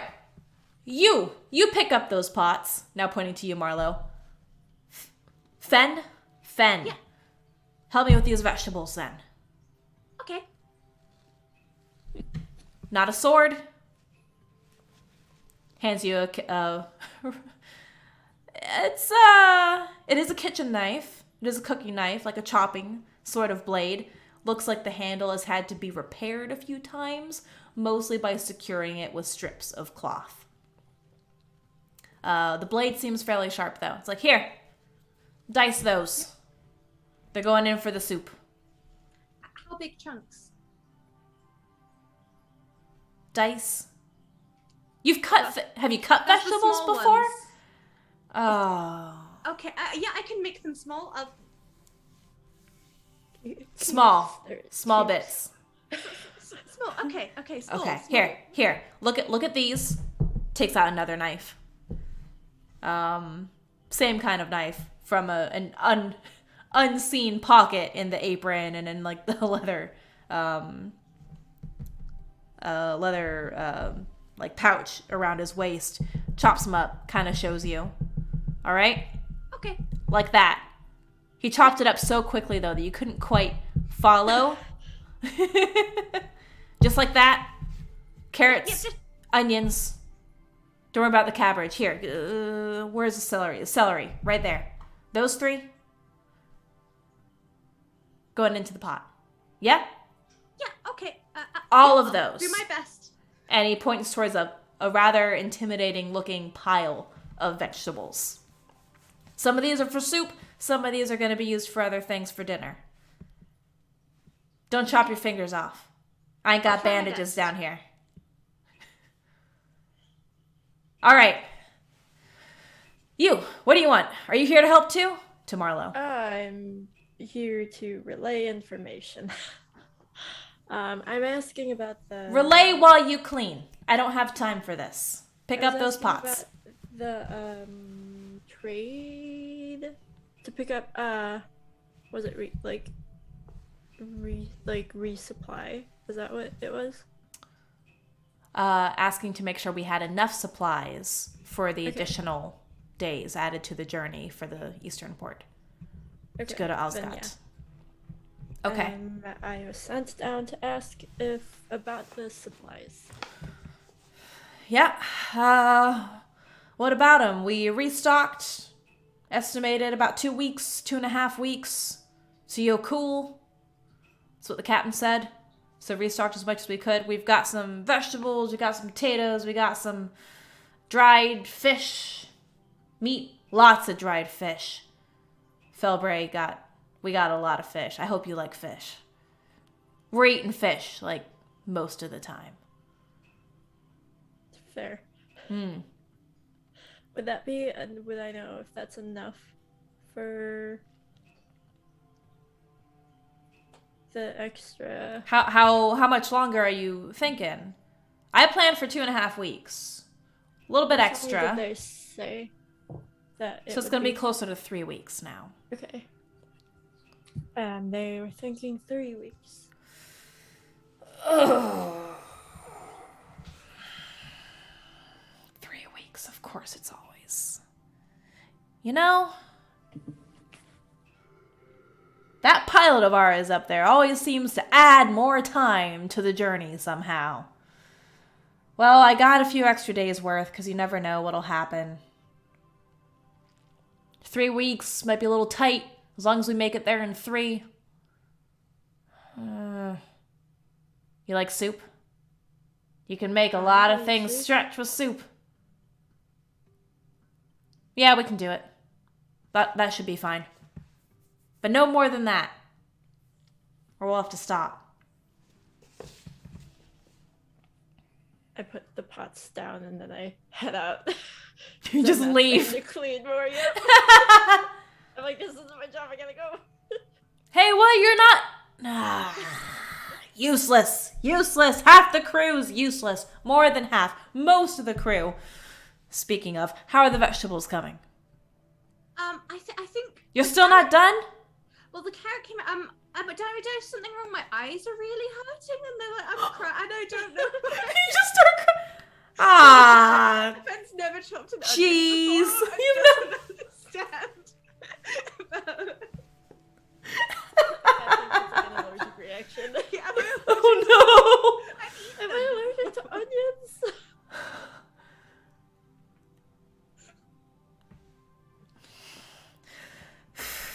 The carrot okay though, right? All right, Ro. You can do this. They send me... Okay.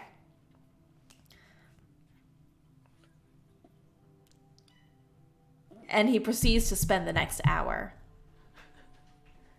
teaching you how to chop. Teaching you some basic cooking skills.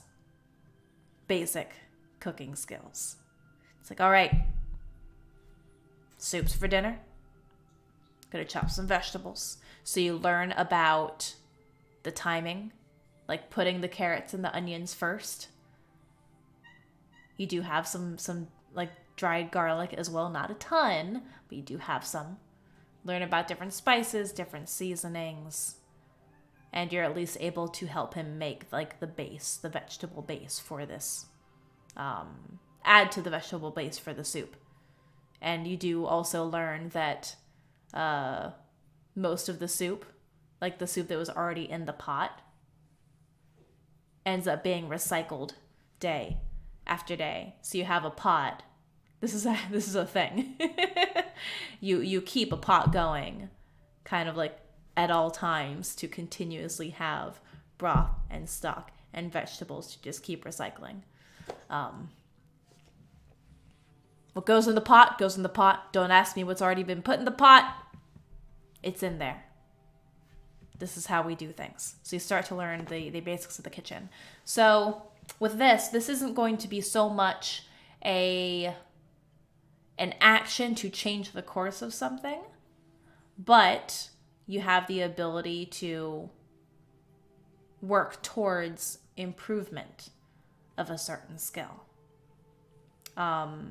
Oh, by the way, for Marlowe, for successfully changing Krill's mind, since that was more significant, that was a tier 3 challenge, and you succeeded at that, go ahead and add a plot point to your pool. So your community pool of 6 plot points is now at 7. Ooh. Because you were able to successfully change something that could have had a pretty significant impact on your story. Plot points aren't awarded for everything, but if it's tier 3 or higher, you'll get some plot points. So Fenn, I would like for you to go ahead and roll for tech. Great. I'm not good at that. Yep, roll your tech. So is that your tertiary or inferior? Inferior. That is your inferior. Excellent. Yeah. This isn't necessarily to overcome a specific challenge, but to work towards the improvement of something. That is a 5. That is a 5. So this is representing your progress then for learning something new, learning a new skill in something that you're much lower down in. So a 5, that sets you solidly within that tier 1 kind of level in terms of challenge and the growth of your proficiency with this, with your tech. So that is the lowest level. But use this as a baseline. Go ahead and mark somewhere in your notes that you're starting to learn how to cook. Nice. Excellent. So by the end of that, when it's ready for lunch, he also has you start assisting with dinner. For dinner, we're having fish. I like fish. Good. You're going to eat a lot of it. So he then, after you've learned the vegetables, you start to learn how to debone fish. And that's going to keep you busy for quite some time. Excellent. Bum! What are you doing? I'm still asleep. You're still asleep! Oh no. So this will go on for a few hours. A lot of the time on your journey on the ship is going to be spent doing your tasks, addressing any issues that arise, so on and so forth. I'd like for you to think about what you'd like to accomplish on this ship. This could be a good time to look at some of your wishes and look at the things that can be done over the course of this journey to get closer to those wishes as well. Bomb, at some point, you are going, after you've been kind of resting for a few hours, Kendis left some more anti-nausea herbal tinctures behind. In addition to like a sort of ointment that if you like put it beneath your nose, it has like this sharp kind of minty smell, minty citrusy kind of aroma to help ease that nausea as well. It's like a fancy Vicks Vapor Rub. It's fancy Vicks. I think Bob wants to learn about generally healing in general from the cleric. Well, that's who's going to just come to check on you. So after you've been asleep for a few hours, opening your eyes, trying to get a gauge for how dizzy you feel. The cleric, Zeki, is going to come down and knock on the door. Just a gentle on your sleeping quarters. Yes.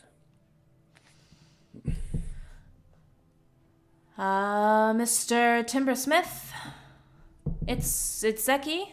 I'm up, don't worry. May I come in? Yes, fine. Opens the door. You see the small face of the sea elf cleric poking their head around the door. How are you feeling? I was wondering if you could help me. I have finding it very difficult to keep my stomach in check. Perhaps I could do something. It's very distracting. I'm sure there's something I could do. Let's see. So they come in. Well, you don't have any temperature. That's good. Is it just the ship? Is it nausea? You see a lot of this, especially if it's your first time. Something about the rhythm of it. It's off for me. It's not like the rhythm of the tree branches or the wind through the leaves. It feels different. Even though I'm on top of wood. It is a bit different. However, in some ways it isn't, though. What do you mean? Just as the wind blows and rolls through the branches of the trees. It's partially the wind that's helping to rock the boat along. The wind is driving us. It's true. Where you have the wind and the trees, we have the wind and the sea. Possibly the same winds that blew through the leaves in the knotless wood. Possibly, I need to change my point of view on some things. The way I see things. Mother always told me that. Your mother sounds like a very wise person. Look at it differently, and maybe my stomach will feel differently too. Well, perspective helps. Take a look at these barrels. But I may also be able to help you with something. Here, close your eyes. Please. And as you're closing your eyes, you feel 2 cool hands pressed on either side of your temples. Breathe in.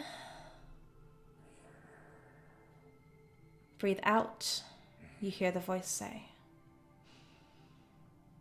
She starts to guide your breathing along with the pattern of the waves and the rocking of the ship.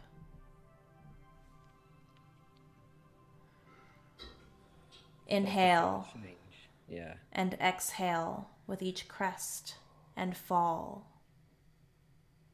guiding your breathing in that way.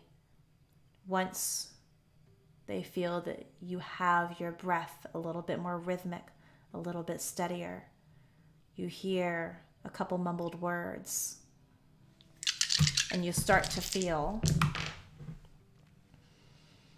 a cooling sensation, cool and crisp, like a fresh breeze blowing through you, clearing your mind, allowing you to stretch through your spine, through your limbs a little bit better. And that coolness as you're inhaling and exhaling almost seems to enter your lungs as well. You take it in and you breathe it back out. And you think you taste just a very, very faint bit of salt in that exhalation. When you open your eyes again, when the hands leave the sides of your face, leave your temples, you feel refreshed. You feel a little bit more in tune with that rhythm. It's still unusual, it's still unfamiliar, but you feel as though some of that fog within your mind, with that headache and the unease and the stress, has dissipated. Looking into your eyes, they ask, "How do you feel now?" More in touch with stuff. That helped a lot, thank you. Of course. You're not the first to fall ill on a ship. I'd love to learn some of your methods. I think you could. I get the feeling that you and I are a bit alike. Be true. Looking to help and protect. Heal in some ways. Though you coming from a forest. I know of the Knotless Wood, as it were. Glenfarra in the spring. My family has been in contact with the Glenfarrans for many years. Not me specifically. Have you heard of the Sea Grove? Yes. That's my home. Wonderful.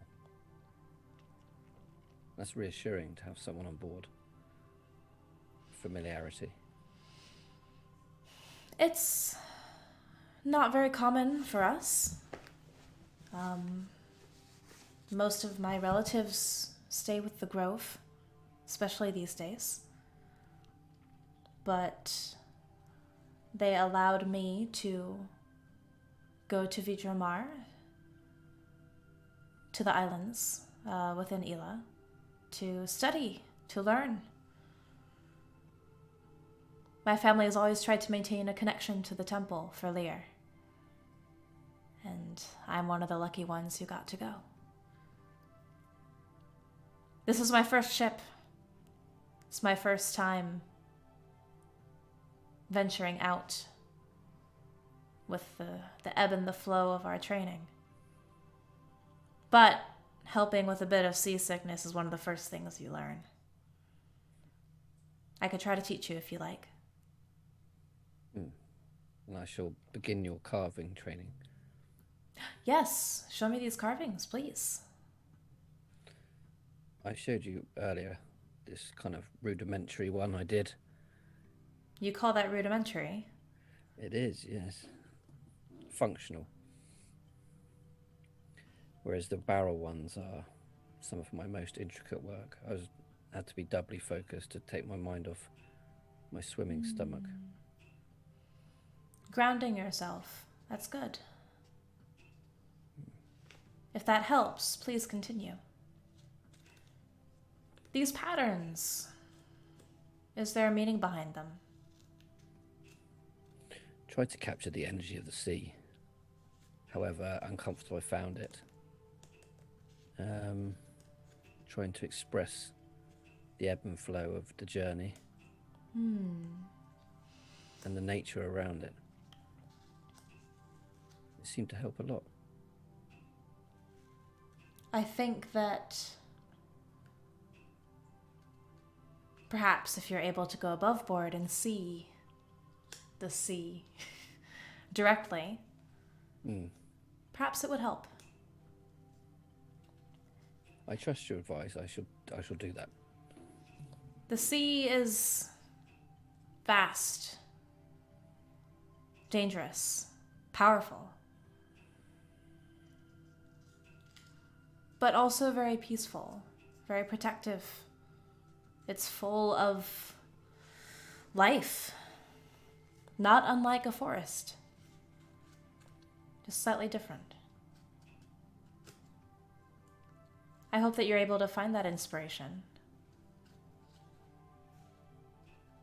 Your art, your carving reminds me very much of the glass workers in Ila. Yes, I've heard of them. I think you would probably enjoy Ila once you get used to the sea a bit. It may be in my future. If you decide you enjoy sailing anyway. Not so far, but we'll see. You've helped a lot. Happy to help. Let's take these barrels to the top then, to the deck. Of course. We'll continue in We'll the get you fresh some air. fresh sea air, fresh salt air. And even as Bomb starts to lift two of the barrels up under each arm, he kind of he's walking with a lot more confidence now. Moving with the rhythm of the ship. Very Seems good. that the temple technique kind of aligned him better, balanced him better. You're able to start feeling a little bit more of that rhythm, a little bit more of that dance.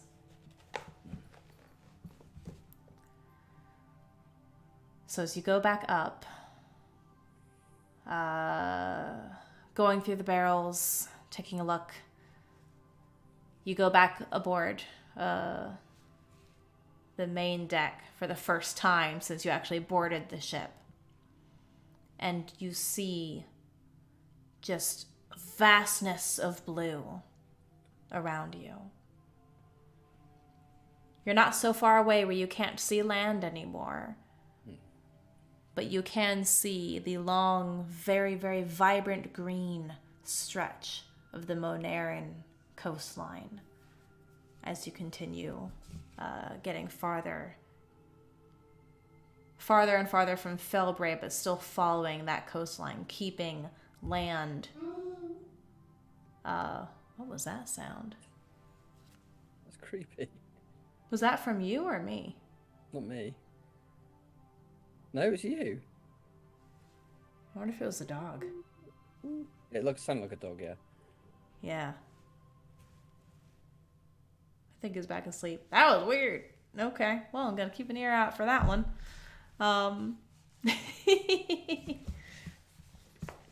So, was that it again? No, whatever that barking is, it's not from here. It's not my dog. I wonder if that's... Is that not coming from any of you? Are there no dogs in the background? I mean, my mic is muted, so it's not me. Okay. Well, maybe it's the neighbor's dogs. That's confusing me. Kind of creeping me out a little bit, Yeah, if I'm honest. The first sound was weird. Okay.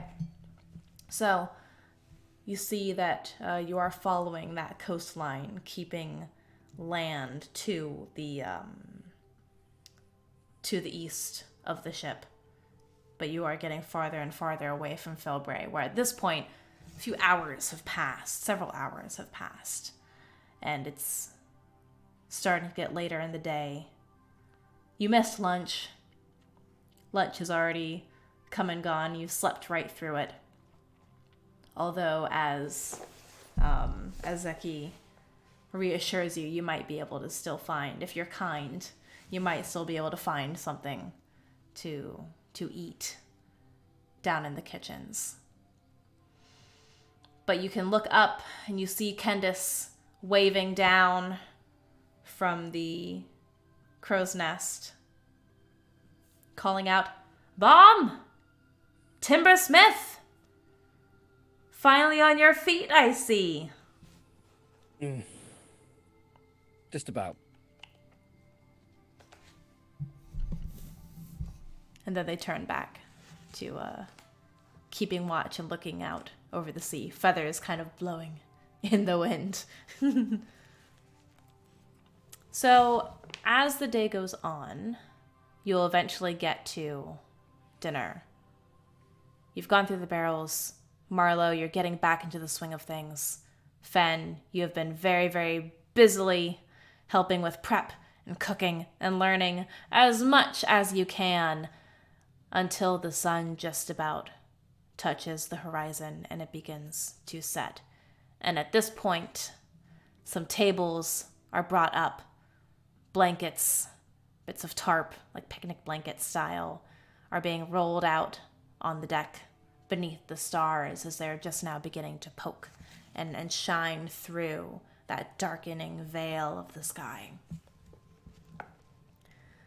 Fenn, you're able to come up with with dishes and plates and pots of food to dish out. You have another table set up with these giant pots and pans and platters that you and Romaine have carried up with the aid of Danilo, who you learn is one of the twin gnomes, one of the riggers that Kendis is going to be working with. As a way to atone for his mistake, Danilo and his sister, Inez, were able to help carry some of the food up.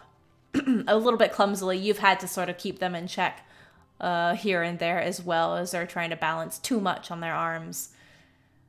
And all of you start to get in line, dishing out the food. You learn very quickly that the crew, at the end of the day, is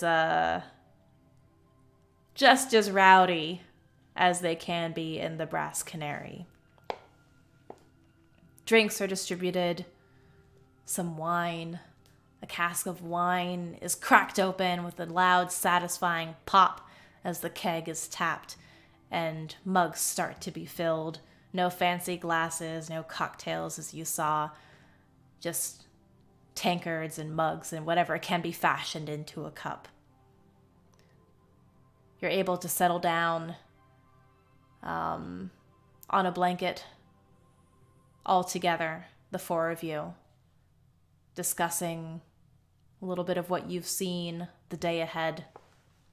As darkness begins to fall and the sun dips farther below the horizon, you see Zeki standing up at the bow of the ship, closing their eyes, lifting their hands, and then with a snap, you see dozens of small glowing orbs of light start to grow from pinpoint size, almost as if smaller stars had fallen from the sky around the deck, grow until they were more fist-sized, softly glowing orbs just to illuminate the deck, like thousands of fairy lights. Because you're not going to set fire, you're not going to set candles necessarily, just to help illuminate the space. You hear someone pulling out a flute, another person pulling out a drum from farther down as you're having your first meal. The captain steps forward, raises her voice. All right, knuckleheads. We're on another journey, finding new harbor, new deals, new opportunities, new friends, hopefully no new foes. Thank you all for agreeing on this rather unexpected journey, unexpected addition to our trip. It'll be a few weeks before we arrive, a few weeks more before we get home. But I'm glad we at least are here together. Don't go too crazy. Work starts again at sunrise. Nadia's not one for speeches too much. But the party begins. You hear music. Yes, and drinking. Romaine, at the end of the day, gives you a hearty clap on the back, Fenn. Well, youngin', you've got a lot to learn, but could probably make this work. At least you didn't chop off any fingers. You still got your fingers? All right, good. Maybe we keep you away from the fire a little bit more, though. Kind of rubs a slightly burned hand as he walks away. Marlowe, where have you set your barometer?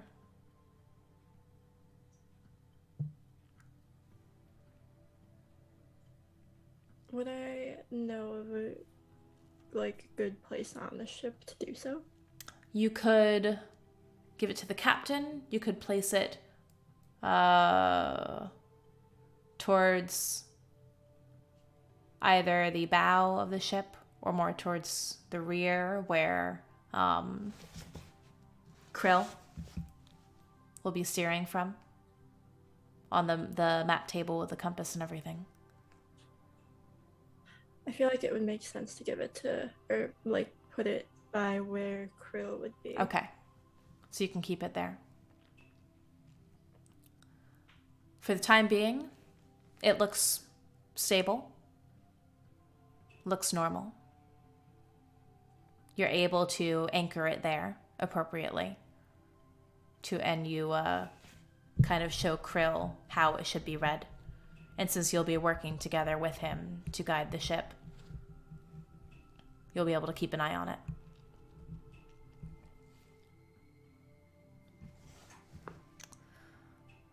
And that's probably where we can go ahead and end. I know it's getting late. I know we took some more time at the beginning to kind of go through archetypes and a little bit of Bard RPG. We've went on a little bit longer than we typically do. But that is your introduction to some of the crew, and at least your first day is done. From this point forward, there are a few days we can go through, a few days at a time, check things, trying to learn a little bit more, but that begins your very long journey to Yokul and Alsgat Harbor. Well done, guys. A little bit of a slower session as we're getting back into it and taking some time to switch over to the new system. But you're starting to learn some things. So as we end, let's go ahead and do a little bit of a quick reflection. So for Bard RPG, end of each session, end of each chapter, if you're doing a shorter, that was a dog. If you're doing a shorter session anyway. End of each session, you do a period of reflection where you can take a look at any new bonds, any wishes, any plot points that have been accrued, any new story threads. So you haven't necessarily gained any new story threads yet. You did gain 1 plot point, so now you have a total of 7. You need 8 in order for the entire party to level up. And once we get to that point, we can cover how you can level up your different action stack positions and whatnot. You can also reflect upon any skills that you have started to develop. So different things you may have learned. So each of you, what is something that you have learned new that could help you get closer to a wish or establishing a bond? I've like I said, I want to learn about healing techniques, calming techniques, rhythm techniques, all these things that'll just line you psychologically. Excellent. And physically.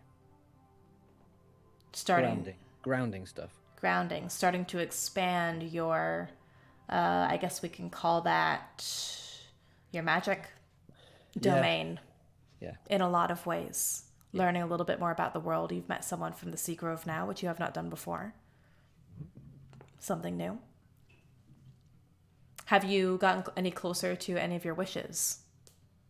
I don't think you have yet. I wasn't as socially awkward as I am sometimes. No, you're not. Did all right. You're a seasick for some of it, but okay, a little bit closer. I don't know if you have crossed a threshold yet where you would be gaining another plot point, though. Oh, no, definitely not. But just Marlowe, have you gotten any closer to some of your wishes, and have you learned something new? I have yet to sort out my wishes. Okay. Take your time. We can discuss that before the next session. Yeah. I've learned about Yo, cool. Does that count? You have. Talked to Kendis a bit. You've been able to get Kendis to open up a little bit more about Yo Cool, which is much needed. Yep. So working a little bit more with Krill. That's good. Fenn. Nothing to do with Fenn's wishes, but Fenn does know the tiniest bit about cooking. Fenn's starting to learn how to cook! Vegetables? Yes! Fenn knows that that's normal when the onions make you cry. That's a big thing. That's an important thing. And, Romaine has told you to keep that knife, that cooking knife, because you're going to learn how to use it. It's not the greatest knife, but it's stable.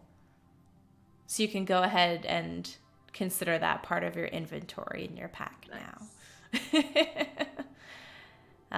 Okay. Well, that's all we have there then. The first chapter, the first session, episode rather, of chapter 3, more of an introductory episode, as we discussed before, getting to know a little bit more of the crew, charting your course.